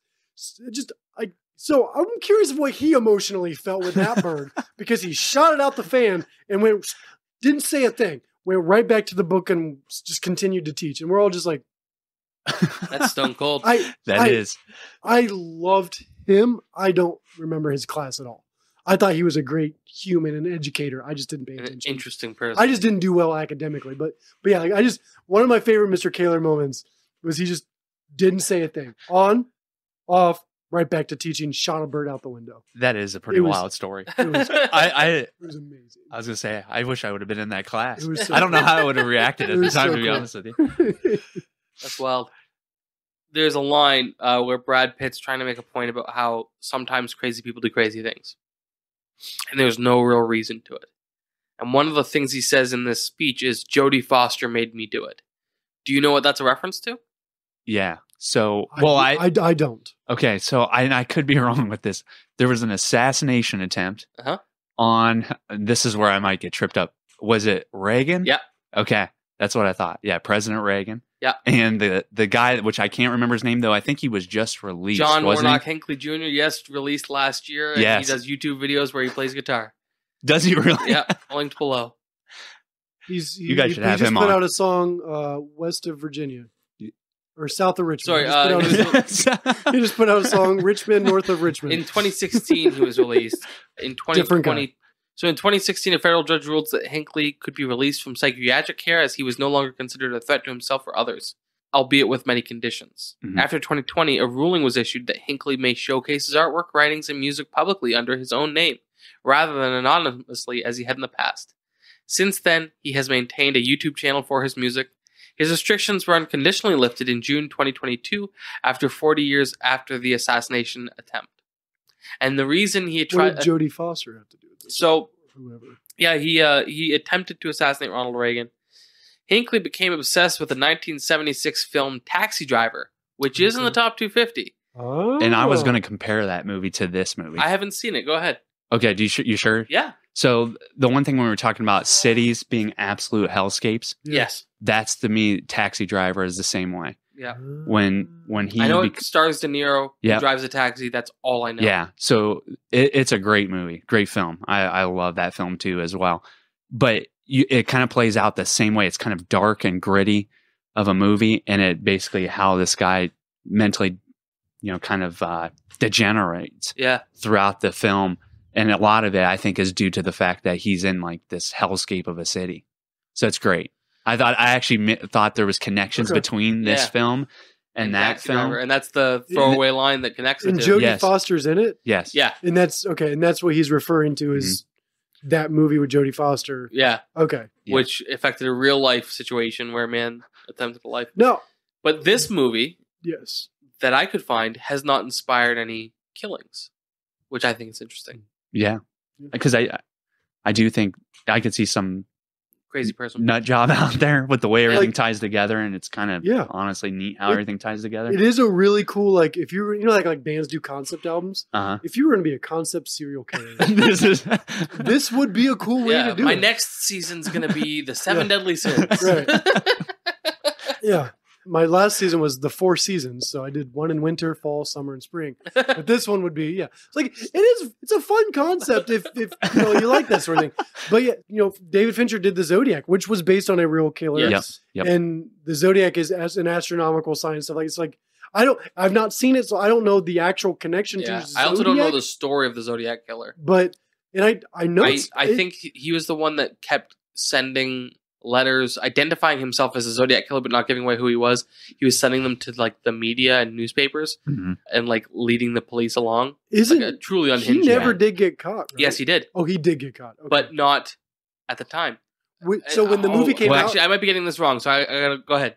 Brock. So, and I could be wrong. So I don't know if he was ever caught, but they have kind of a primary suspect that they believe actually conducted the killings. And the film's awesome because it's actually kind of the lead up, and the guy that wrote the Zodiac book, it's kind of centered around him and his process of doing like his own investigation. There's a gentleman that I think they're fairly confident was the Zodiac killer. And if I'm not mistaken, when they brought him in for questioning, I feel like he had a heart attack and shortly died after he was brought in for questioning. Their most I could be totally for wrong sure on that. suspect. Yeah. That's fascinating. Yeah, and that's another just great. Apparently, there's film. a New York City and Japanese copycat of the Zodiac killer. Oh man. So I was confusing him with somebody else. There was another unsolved mystery that they recently solved because of DNA from On a pizza crust. okay, Go ahead. I'm sorry. Papa John? No. There was one that was DNA on. So his DNA was on a pizza crust, but they were able to connect him to it because a family member had submitted their DNA for like 23andMe or something like that. So we talked about getting added to lists. Yeah. And so one of my fascinations, and this is probably, I actually absolutely love true crime. I might be conflating a couple stories there, sorry. I think you are, the one that I think you might be tying it into is the Golden State Killer. Yeah, that sounds So, right. and he was a cop too at one they're period both San of time. Francisco. That's why I get them too confused. Yes. And then the other one that recently just got caught is the Long Island serial killer. Yeah. And that one was the pizza crust. Yes. So the Golden State Killer, they caught him through 23andMe, and they kind of, it's a wild story, basically somehow zeroed in on the fact that there was like a handful of people that they could figure out was basically bouncing around through California during the time of committing these rapes and murders. Right. And they kind of zeroed in on, I think his name's D'Angelo, if I'm not mistaken. I'll look it up. You said it was a Golden State Killer, and they end up testing his.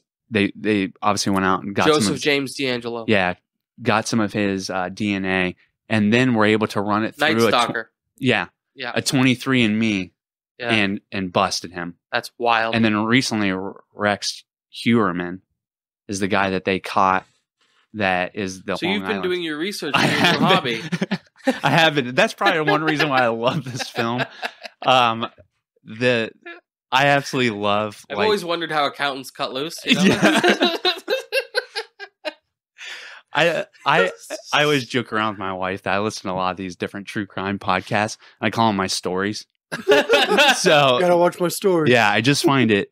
I think it's sometimes like human psychology in the world. How it leads people to that is just absolutely fascinating. And I think the process of trying to like take all these impossible pieces and put them together to find, who's the culprit. Yeah. I just find fascinating. That's probably one reason why I absolutely love this film. Have you ever watched Mindhunter? Yes. Okay. To tie it into what we're talking about, David Fincher directed a couple episodes of Okay. Mindhunter. I watched the first season and loved it. My wife's watched both seasons. There's 2 or there's 3. She's think watched 2. whatever's out. Yep.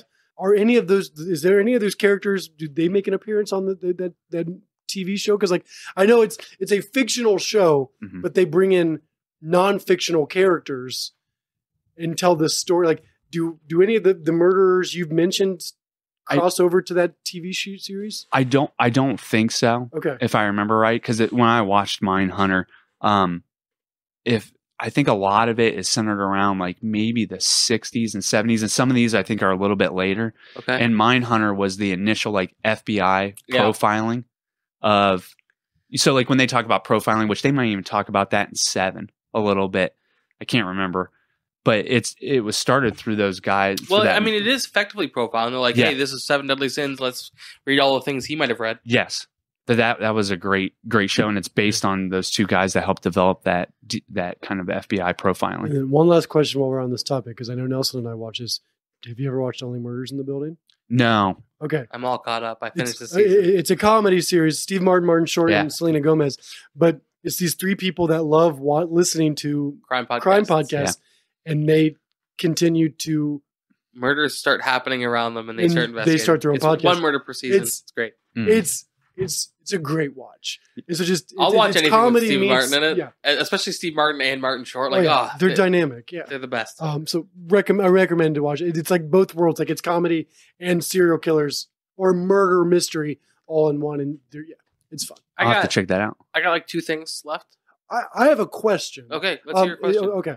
Were you done with your thoughts, Broc? Yeah. Okay. Because I don't think there's going to be a whole lot of conversation on the 2 things I have left. And mine's more of just I want to poke the bear here. Like, okay, the movie's called Se7en. We've talked about the 7 Deadly Sins already. Like, checks out. It's more of just an inquiry. It's not necessarily something that comes from the movie specific. It'd be like, do you think the 7 Deadly Sins encompasses all? No. Okay. What bad other theology? What other categories are missing in this that are not company in the 7 Deadly Sins? Like, first of all, like what other categories can we sin in? Yeah, but that's not represented. First of all, the idea of deadly sins and purgatory and layers of hell, all that's extra biblical. None of that has to do with what's in the Bible. But sin is deadly. Yes. Yeah. Scripture says sin is deadly, and so this is just a list of essentially the 7 deadliest sins. So my question, which is a false categorization. Such a thing doesn't exist. Right. Sin is sin. Yeah. Right. Correct. But what I'm saying is are there other categories missing? Like, are there other things that we would count as sin, whether from a faith or a non-faith perspective, that's not representative of these 7? That was I was thinking of that while watching this. I couldn't dishonesty. Think of any. That's what I was going to say. Theft. Couldn't theft be in envy? In envy, sure, or greed? Yeah. Okay. It's so some of these could cover now dishonesty. That's actually a good one. Dishonesty, pride, greed, wrath, envy, lust, idolatry. I could see idolatry being an envy or idolatry. Yeah, worshiping things apart from God. Yeah. What do you think being envious of something is? Like you're idolizing something.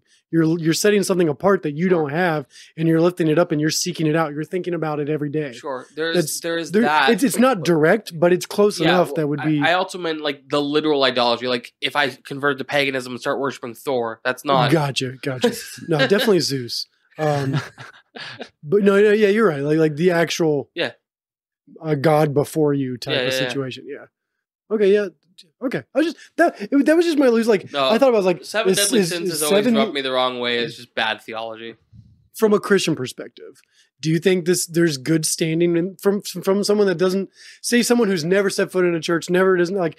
Do you think there's any standing in this? Like, do you think this subject is a good gateway into like right versus wrong? Like having like kind of that opposite of like the virtues and the vices type of thing? No, I don't. Oh, okay. I'm sorry. I know that like I don't. Usually that, you have more to say on things. Good conversation is yes-anding or at least having more to say on it. I really don't have a whole lot more to say on this. No, I just think I think this is bad, lazy theology. It's medieval theology. That in and of itself doesn't mean it's bad. It's just like it's very old. It's not rooted in scripture. It's a summarization. Like the 7 deadly sins is a summarizing A of bad. all the things people can do Yeah. wrong, Mhm. But like amorally. Yeah. the idea of like layers of hell, purgatory, a lot Well, of these things. now that, that's not mentioned much. The whole no, Dante's but that's Inferno, where, like the that's where books all this mentioned, comes from. Mhm. right? You know? You're correct. Yeah, the books mentioned, but like just specifically in this movie, it doesn't like the Dan Brown book Inferno. Yeah. That goes way deeper into those layers. Well, This is just very topical of like moral versus okay. amoral. Well, acts. let's say all that other stuff, all the other baggage aside, and it's just here's 7 bad things and here's 7 good things. right. That still is going to lead to the bad theology of legalism. Yeah. Where somebody is attempting to do the virtuous thing and not do the vice for no other reason because it's good and bad. They don't have a redeemed heart. And Scripture is very clear that the law exists to expose that the law on its own is not enough to be righteous before God. No man can keep the law. To quote Ray Comfort, have you ever lied? Okay, well then you're a liar. Have you ever stolen? Okay, well then you're a thief. Have you ever looked at a woman lustfully? Okay, then you're an adulterer. Gosh. Right? Have you ever been angry with somebody and hated them in your heart? Okay, then you've We'll then tag the you've way of the murdered them. master Right, so- curriculum. yeah. It's like the point is like Kirk Cameron. no, I don't think it's good enough. Because the whole point is the law itself exists to expose the fact that no man is righteous. Mm. And that law on its own is insufficient to make a righteous person. You can't legislate morality. But what I was really trying to ask was, do Yeah, you? that's why I said just no. kidding. No, yeah. Okay, No. no, I get that. Okay, that's just. I just kept thinking of that throughout the movie. Just like, is there any other? Yeah, it was more topical, but just like, Like a salve or a Yeah. bomb. yeah, like a aloe vera Mhm.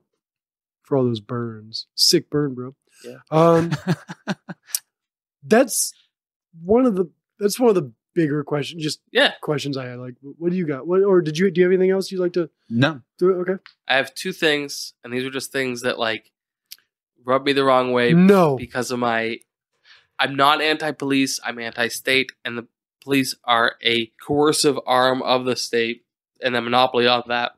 When they first break into, they serve the warrant on where they think John Doe's house is, and they yell police as they smash the door open. There's not police, and then they open the door. It's police. Mhm. And this is what is called a no-knock raid. Mhm. And no-knock raids get police killed and get innocent civilians killed. Duncan Lump is a great example of, no-knock raids getting civilians killed. Breonna Taylor is another great example of no-knock raids getting civilians killed. And the horrific thing with no-knock raids is, like in this case, sometimes it's the wrong place. Mhm. Or the wrong guy, right place, wrong guy, right? But there's been no-knock raids executed where they actually killed somebody and they had the wrong house. Yeah. And that's just to say, like, the police don't even know what's on the other side of that door. What if it's people armed to the teeth? That's going to get police killed. No-knock raids are just the absolute worst way to handle these situations. Your thoughts? I would agree agree. 100%. I agree. I figured that was going to be a quick one, but that's what I saw there. I was like, this is no-knock raid. One of these police officers is going to get killed. They didn't, but that was what I thought. The other one is the way they find Jonathan Doe is by the FBI has a list of books that if you check them out, they put you on a list. And they pay off an FBI agent to investigate this list of books that they want checked out. And Brad Pitt's character says, wait, how is this legal? And Morgan Freeman says, legal, illegal, these terms don't apply. And when that line was said, Jen says to me, there's so much in this movie for you. I had a feeling that was going to come up. Yeah. This is 6 years before the Patriot Act, right? Like Yeah. that doesn't even exist yet. And already we have this, like, Edward Snowden, blew the lid on this kind of stuff. And it used to be wild conspiracy theorists who would say that this stuff even exists. I don't know if I've said this on this podcast before, but if you know like 3 things that the CIA acknowledges that they've done, you'll be a conspiracy theorist, Mhm. right? Because like they're monitoring you, Yeah. And we just want to say, NSA, we're glad to have you. Please like, subscribe, follow. Yeah. You're welcome anytime. Yeah, I would say that on and off air. yeah. But you already know that. And I think sometimes too, the question is like whether or not, even beyond the legality of some of that stuff, is whether or not even some of those lists and methods even work to begin with. Sure. The one thing I always go to, obviously coming from a banking background, when you talk about the Patriot Act, and it has a huge impact on banking and regulation within banking. And when you look at things even like the Bank Secrecy Act, so BSA, we refer to it as in banking, sometimes there's been a lot of questions about its effectiveness at preventing acts of terrorism, preventing money laundering. Yep. And, it just becomes a shell game. Yeah. And one of the things, obviously Patriot Act kind of came about due to 9/11. The BSA Act was around prior to 9/11. Can you explain what that is a bit? Yeah. I know I'm familiar with it because I was doing mortgages. I am not. Yeah. So the Bank Secrecy Act is a regulation. So it's a banking regulation, and it actually affects casinos nowadays. It affects money service businesses, so check cashers, obviously banks itself, even precious metals dealers too as well. It's basically a regulation and a method to try to identify money launderers, terrorist financing, basically any sort of illicit activity that makes its way through the banking system. So it's actually, I think it surprised a lot of people because I think a lot of people think it came about after 9/11, and it's actually been enacted since 1970. Yep. Most people now looking back at, the 9/11 Commission report, there were funds that were traveling through U.S. financial institutions to fund what took place on 9/11. Yep. And the fact is, many of those institutions still followed the regulations that were present out there and were supposed to, the regulations that were supposed to prevent something like this from happening, or at least the funding of something like this to happen. And in reality, it didn't. And, I think even, the TSA, for instance, which came about after obviously 9/11 with some of their checks, I should say, the checks at airports. I think there's even some questions as to whether or not some of that stuff has been effective from a standpoint. They frequently miss items. They fail audits constantly. The fact that some of these freedoms are being infringed upon, with the idea that you're being protected from them, the question I always have is whether or not that protection is really taking place, because I think there's been a lot of history that has proven that it's not. Yeah, absolutely. And, you look at what TSA does, for example. TSA is really great at preventing that same attack from happening a second time. Mm-hmm. That's why we take off our shoes. Yep. Never going to have a shoe bomber again, probably. Right? But then we had an underpants bomber. Well, now they do a full body scan. I've bombed plenty of underpants. So just saying. In the same way, like these lists and these, the Bank Secrecy Act, all it does is cause the criminals to just try a little harder. Mm-hmm. Like, okay, well, that doesn't work anymore. Shell game. We'll do it a little differently. And we know that that's what they do. And the result is that they keep expanding the law, which is why if you do more than $600, for example, you have to declare that in your taxes. Yeah. And so the Bank Secrecy Act, the Patriot Act, this FBI library list, this all violates the Fourth Amendment, which is unnecessary search and seizure. Without a warrant, they're not allowed to look at what you're doing privately. So your library list, that's your privacy. Mm-hmm. And when the NSA buys that from Amazon or collects that from public libraries, they're violating your Fourth Amendment. And interestingly, a lot of the way taxes are collected violate the Fourth Amendment, but also violate the Fifth Amendment. There have been people that have been arrested because of things that they've declared in their taxes. You have to declare stolen property in your taxes. Mm-hmm. Okay, well, the Fifth Amendment says that I don't have to incriminate myself. And interestingly, if you look it up, the Fifth Amendment in taxes, one of the first results is going to be the IRS's website. It says you don't have a constitutional right against that. It's like, well, yeah, you do. It's the Fifth Amendment. It says right there, I don't have to incriminate myself. Mm. So compelled speech is just as illegal as censored speech. Yeah, and it's wild. At a federal level. You can tie books back to avoiding taxes, like Arlen Schiff, I believe. Yeah. Which is Peter Schiff's father. Yep. Actually wrote and spent time in jail, and I believe even died in prison due to books that, that were basically seen as a step-by-step guide to criminal behavior. Yeah. And it's just some of that stuff's just fascinating because where's the line get drawn? Yeah. Too? There was I think it was Paladin Press or Pelican Press or something like that. Palladium Press. Apple Press. It used to be this company that they published subversive books like the Anarchist Cookbook, right? They had a book. I remember listening to this podcast series about this book they wrote on how to be a hitman. And like then looking at all of the cases of where clearly somebody had used the formula laid out in the book. And it raises the question of, should this be allowed speech? And my opinion is, as uncomfortable as that is, yes. And then the murder is still illegal, right? Like it's still illegal to kill people. That doesn't change, right? So I feel like the whole digital surveillance of, hot topics. I feel like it's the company. Almost, yeah, it's a natural outcome. I feel like I don't necessarily agree with it, but like in that Big same time, Brother's like watching. it's easy just to almost happen. Like if you take a book like Harry Potter, like you can easily go to the library and they can look up who's rented the book Harry Potter in the last 5 months or whatever. Like that's a statistic that has valuable information to maybe some sort of demographic who's doing stats on that specific topic. So like it's a stat that makes sense that they have to find out, who rented this book? Like, but then to use that and go, okay, everyone that's read, was it Mein Kampf? What's it? Mein Kampf was one that listed there, It's but Hitler's book, right? Like that's yeah.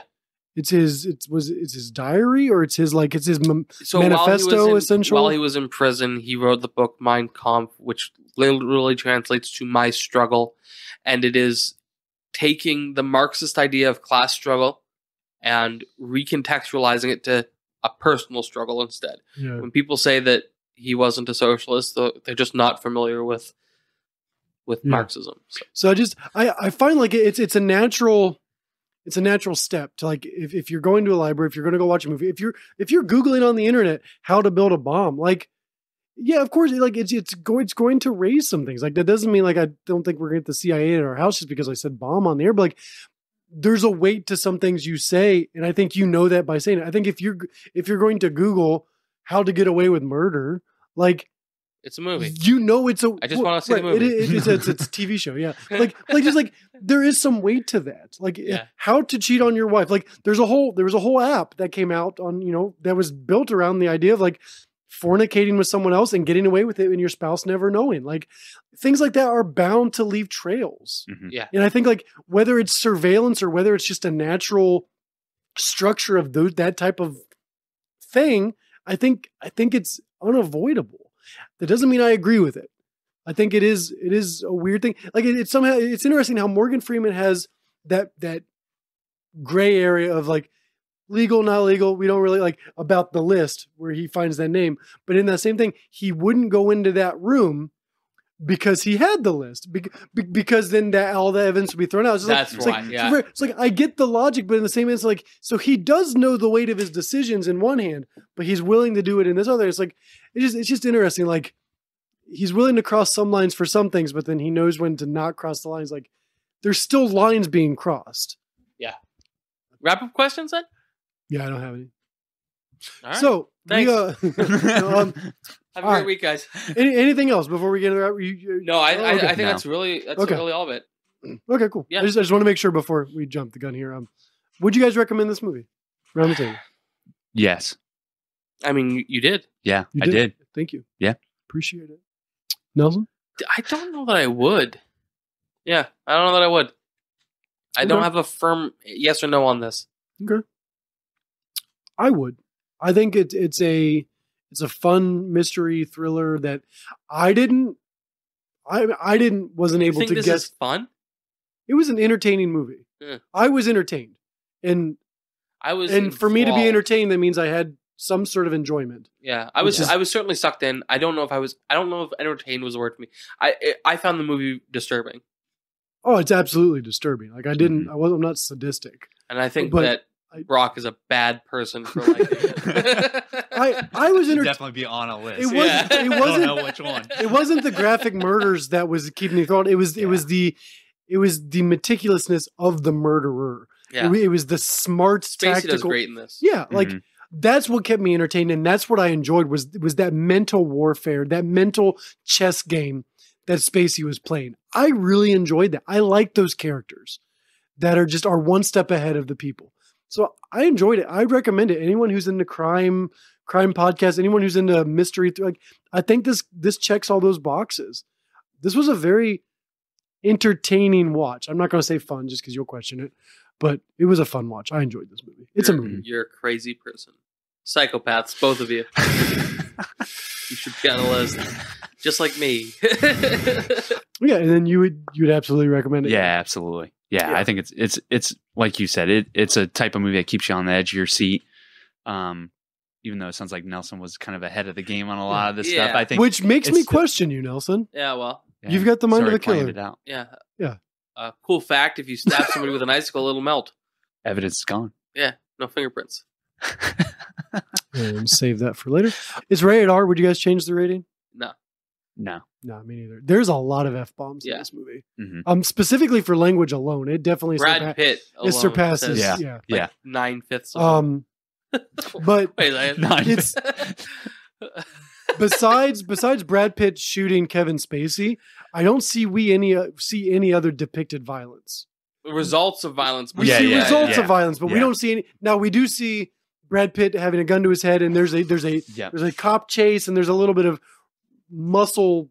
Yeah, that's a good point. But like, there's no on-screen violence except for that ending. Yeah, but there is a lot of gore. Yeah. You see the outcome of a lot of violence and stuff, and body manipulation and stuff. So yeah, it's very graphic, and they describe a lot of things, especially the lust. Was there nudity? Supposedly, you can see the genitalias of the overweight guy. Oh yeah, I definitely saw that. Okay, I wasn't looking for it. I missed that. I wasn't looking for it, but I saw the first time. I was like, oh, good for him. One thing I do after watching the movie is I do go through like all the parental guidance and stuff just to see if I missed any of it. And they do say you can see that. I didn't notice any of it. Good for him. Good for him. Good for him. They should have used that as pride. Yeah. He's a twofer. He's a 2 for 1. At that size. Oh man, and then get someone for envy on the other side. Yeah. The whole movie's just in that one word. It's done. He encompasses all 7. Yeah. Has this movie aged well? 1995. Almost 30 years. Font. All but the font? Yeah. The font of like Wednesday, Thursday. Like, I loved it. I thought that felt very, very mid-90s. There's a note here. I'm taking this straight from IMDb. Let me bring it back up here. It's on. Hold on. I feel like those cut scenes with the font reminded me a lot of Fight Club. Yeah, like the different. Like just the. It made me think the same thing. And did you know it was the same director before? I did not. Okay. Which made it like when you said that, I was like, of course, yeah, that makes sense now. I thought they seemed very similar. I felt like the font specifically is the only thing that like really is like so stylistically mid-90s. Everything else about this movie, I felt feels pretty timeless. Yeah. One thing that, and we're gonna see this as we get into like crime, thriller, horror movies that are this is the recent, is that the invention of the cell phone really changed narrative structure for horror movies, because that now you have to provide an explanation for why the phone's not working. Right. Mm-hmm. According to IMDb, David Fincher wanted the credits to look like a killer had written them, and I think. Just taking from that specific fact, I think you can take that into even the giving the day of the week as the story plays out. Typewriter to me. But I mean, I don't know.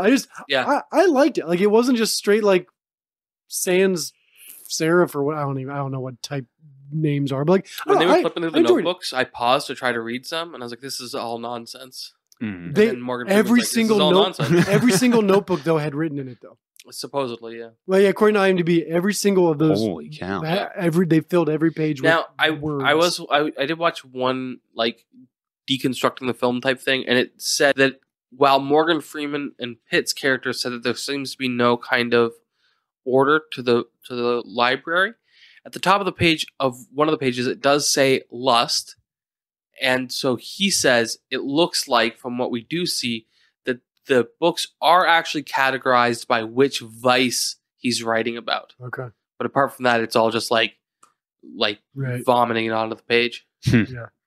I liked the age of the movie. Like I liked for me, it was giving very much Gotham City vibes, and that type of, I don't know if there was a filter on, like just like it had that grungy feel to it, and I liked what it invoked emotionally. It's like I liked the feeling of it. I liked the age of it as I watched it. So I think I like where it is 28 years later. Yeah, I would 100% agree. I think even like you said, that kind of that darkness, the grunginess of it, just the feel of it, I mean, I think watching it in 2023, that's still a cool feeling film. I love the aesthetics. It was great. Yeah. I believe I've seen Fight Club. I don't remember Fight Club, but I know I've seen it. I watched it once.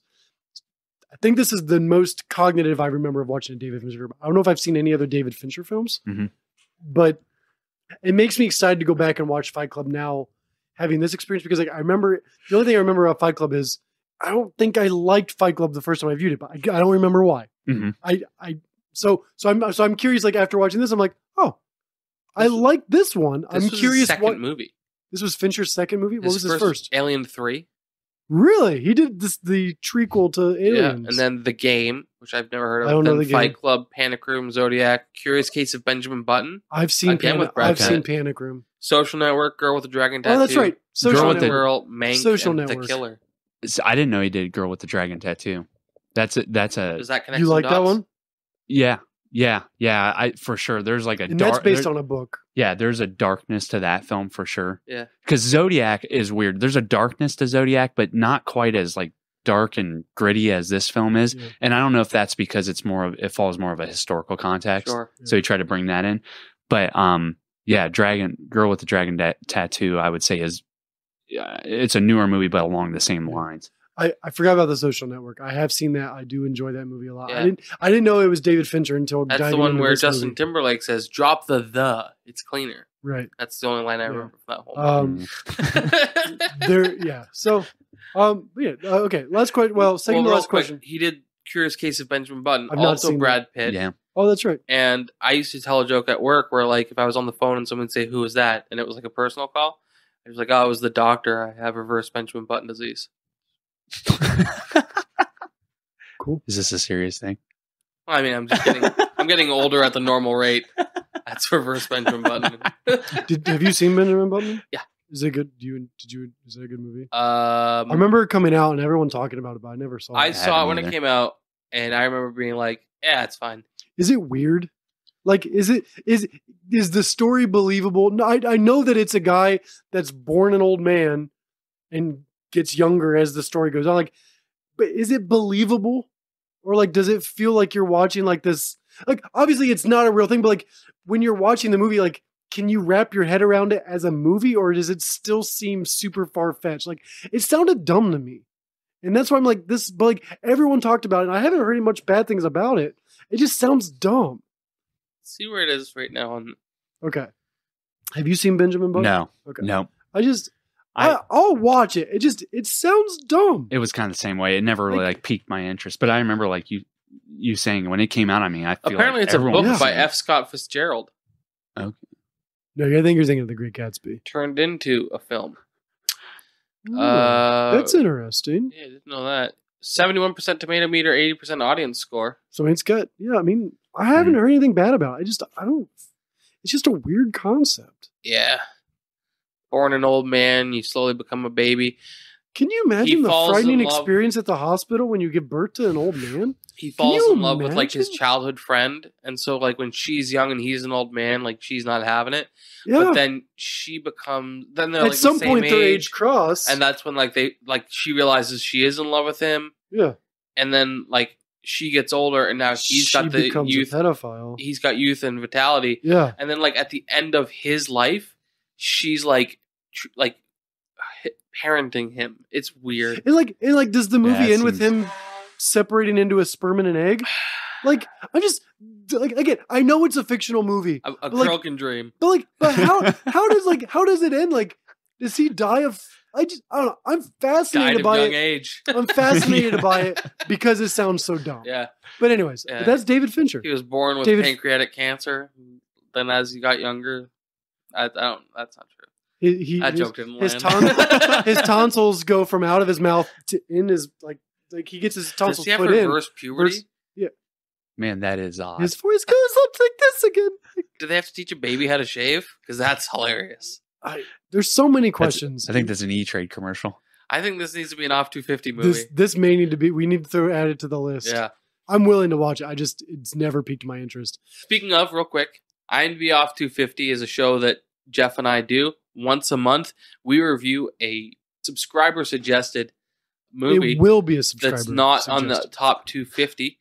For the first few months, we're doing movies that Jeff and I have chosen, but starting in January, it'll be subscriber-suggested movies. Yes. Check out the links below to find out how you can subscribe to our show. Suggest movies. And suggest movies and vote on movies. And also vote on, after our break-even point, we're going to tithe before you and I get a paycheck. Right. And you, the subscribers, can vote on where that tithe goes to. Absolutely. We want to start giving back with the podcast. So. That's right. Also, merchandise. Go buy stuff. Yeah. One of them is a duck. And it's a pretty sweet logo. Cute little duck with potty mouth. Would this be in your top 250? Nah. Yeah. I think this one will make my top 250. It's currently in like my top 15. Like I don't see it getting kicked out at this point. This movie for me is firmly fine. I really like the aesthetic. I like the idea. I thought a lot of the twists were too predictable. Do you think it was too predictable for 1995? I don't know. I wasn't How old watching were you movies in like this. 1995? I would probably been like 3 or 4 when this came out. I was 5. Same. Why do you think this is on the top 250? Brock, you first. Why do you think this is currently in the top 25 of the top 250 and holding strong? I think the plot in general is good. I think it's entertaining. I really feel like that. I agree with Nelson to a certain extent. I think there are some predictable things, but I find it to be still a very entertaining film. So to me, like that predictability it's still fun to watch. And then lastly, and I think this is a big part, I think the acting in it is really, really good. Yeah. I think, Kevin Spacey, beyond what happens, I guess, outside of films, I think he's a great actor. I think Brad Pitt's a great actor too, as well. And obviously Morgan Freeman. Yeah. So, yeah. God himself. Yeah. Evan Almighty, he plays God. Actually, he doesn't in Bruce Almighty as well too. Morgan Freeman. Have you seen those movies, Nelson? So I would say Nelson came to work inebriated. I would Just agree. kidding. It's the quality of the acting, quality of the directing. I think it's a compelling concept.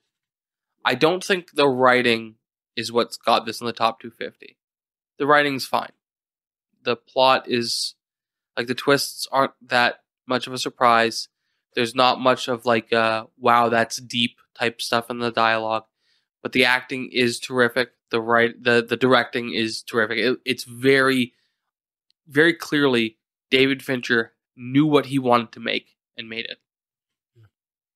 I think it's that combination of interesting story, but also bringing in, like, for this movie specifically, that art aspect, that like those historical literatures that like they kind of add that humanity or that historical.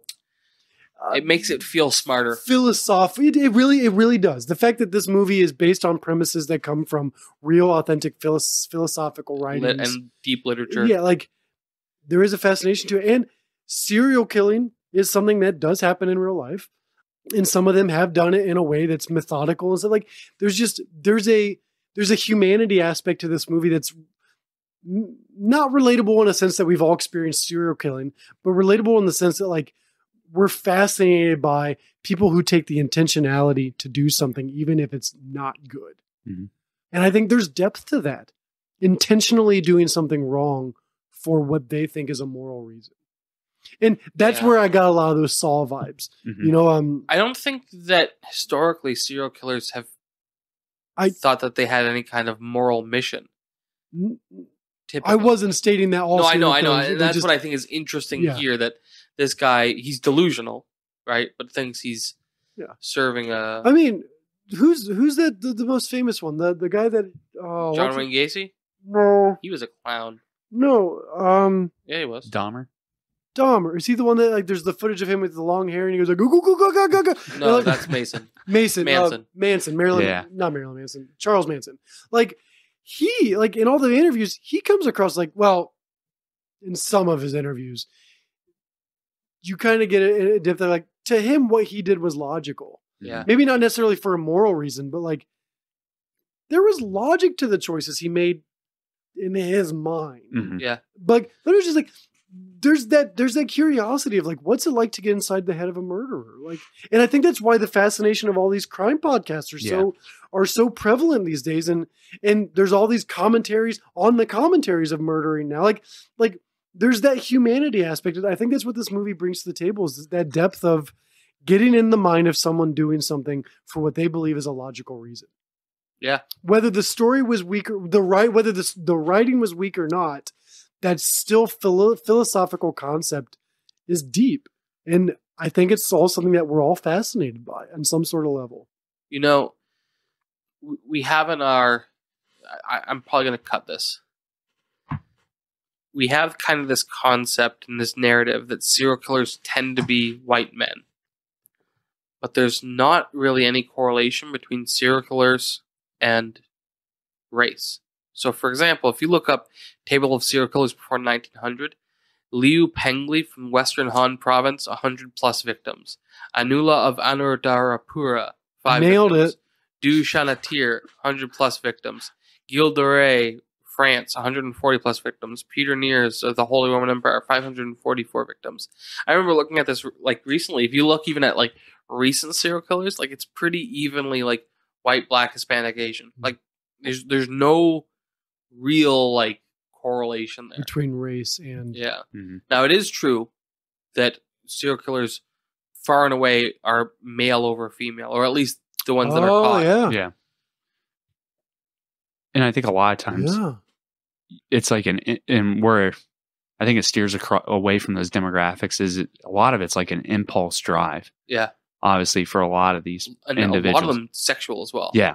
Yeah. And I think too, sometimes there's something where mentally I feel like they just don't have the ability to kind of like pull that back or turn that piece off, and they have to act on those impulses. And I think all of us as people, you know, hopefully that's not the impulses that we're dealing with as people, but we have certain impulses in life. And a lot of times we can control those impulses, maybe not everything. So I think sometimes it's fascinating to see that these individuals, as weird as they may seem or as far out there as they may seem, they might not actually be that far from you and I. Yeah. And it's just that we're able to control our impulses. Well, maybe we have you. different. Yeah. Yeah. Speak for yourself. We may be able to control those impulses. Yeah. Where they can't. And those impulses aren't, you know, to go eat 12 cookies, 12 chocolate chip cookies. Instead it's go eat 12 kids. Yes. 100%. Yeah, just skimming here. Prince of Jidong during the reign of Emperor Jing, his uncle. Helped by slaves, he attacked civilians in his lands during the night, killing over 100. Although the court advised the emperor to execute him, the emperor only reduced him to a commoner and exiled him. Next person. Poisoned 5 husbands before holding the throne as queen regnant for 5 years, after which she was overthrown and burned alive. Next one. 100 plus victims. Lured young royal boys into his home and sodomized them before throwing them out of a window, stabbed by his last intended victim. Next one, the Witch of Kilkenny, Hiberno-Norman noblewoman prosecuted in the first modern witch trial in the British Isles for the alleged poisoning of her 4 husbands, heresy, and witchcraft. Fled to England, her ultimate fate unknown. French, 140 plus victims. French nobleman accused of torturing and murdering over 140 children. Race and several accomplices in the murders were hanged on the 26th of October. What brings a person to this point? Like, it's bizarre. I wonder if it's true, because you look through this, how many of these people were nobility. I wonder if it's like this weird perversion of tyranny and power, or if it's just that these were the documented cases because they were people of stature. Mm-hmm. Like, maybe there's somebody that killed 140 people, but like nobody knows his name and nobody wrote it down because he didn't matter. Poor guy. It's wild. Yes. Yeah, he just wants some notoriety. We're saying his name down. Holy Roman Empire, Peter Nears, 544 victims. Bandit leader who confessed under torture.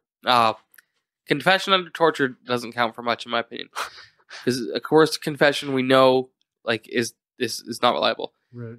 Confessed under torture to killing 544 people, including the murder of 24 women and the use of their unborn children in black magic, broken on the wheel and quartered alive. Jeez. Elizabeth Bathory of Hungary, 80 to 650. Man, that is It's a huge margin. Yeah.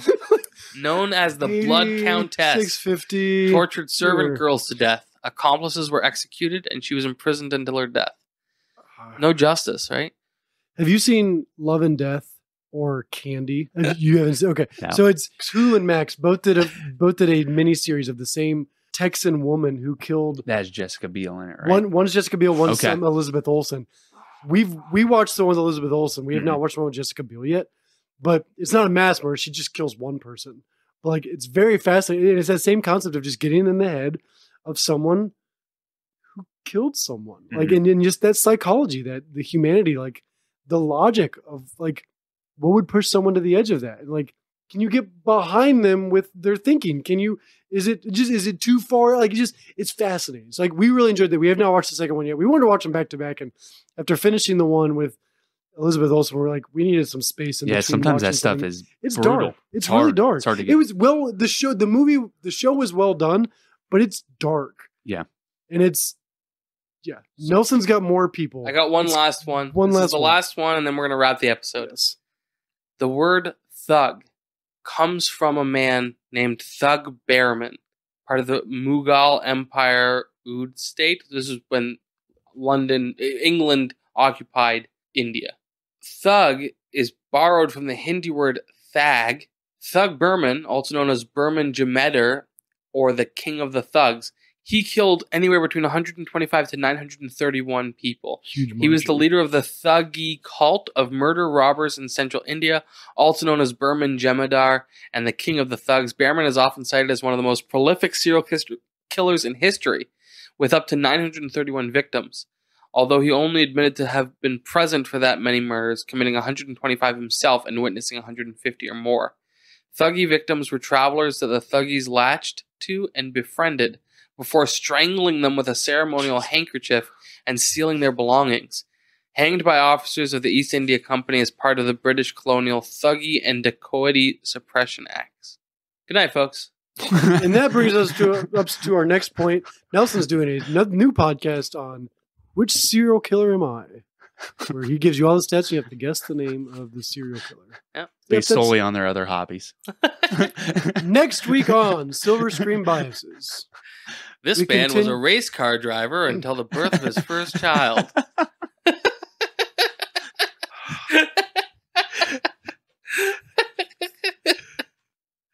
We continue with Spooktober. What's next week? Aliens. There's two of them now. There's 2 aliens now. That's the Sigourney subtitle. Weaver's back. Yeah, so join us next week for the sequel. That's also on the IMDb Top 250. That's right. And check out our links below for where you can subscribe to us and find our Off 250 show, Yep. as well as make suggestions for us and interact with us directly, as well as our merchandise below. Check out Cassie's limited time, only through the end of the year, Silver Screen Biases, A Clockwork Biases, or Silver Screen, A Clockwork. Silver Screen Orange. I don't know. So, it's, yeah. it's got a unique name. It looks like Clockwork Yeah. Orange, but it's Jeff and my dumb face. right. It's great. It's Jeff and Nelson's dumb face. That's right. That's right. In Jesus' name, Amen. amen. Thanks for listening. We hope you enjoyed this episode as much as we did. If you found value in what we discussed today, please consider leaving us a rating and review. And don't forget to subscribe so you never miss an episode. If you have any feedback or suggestions, we would love to hear from you. That's right. Tell us why we're wrong. If you want even more content and ways to engage with us and each other, check out our Subscribe Star page. By supporting us there, you'll get access to exclusive bonus content and help us continue to create high-quality episodes, as well as help pay for our future plans. Links to our social media, merchandise, and Subscribe Star are in the show notes.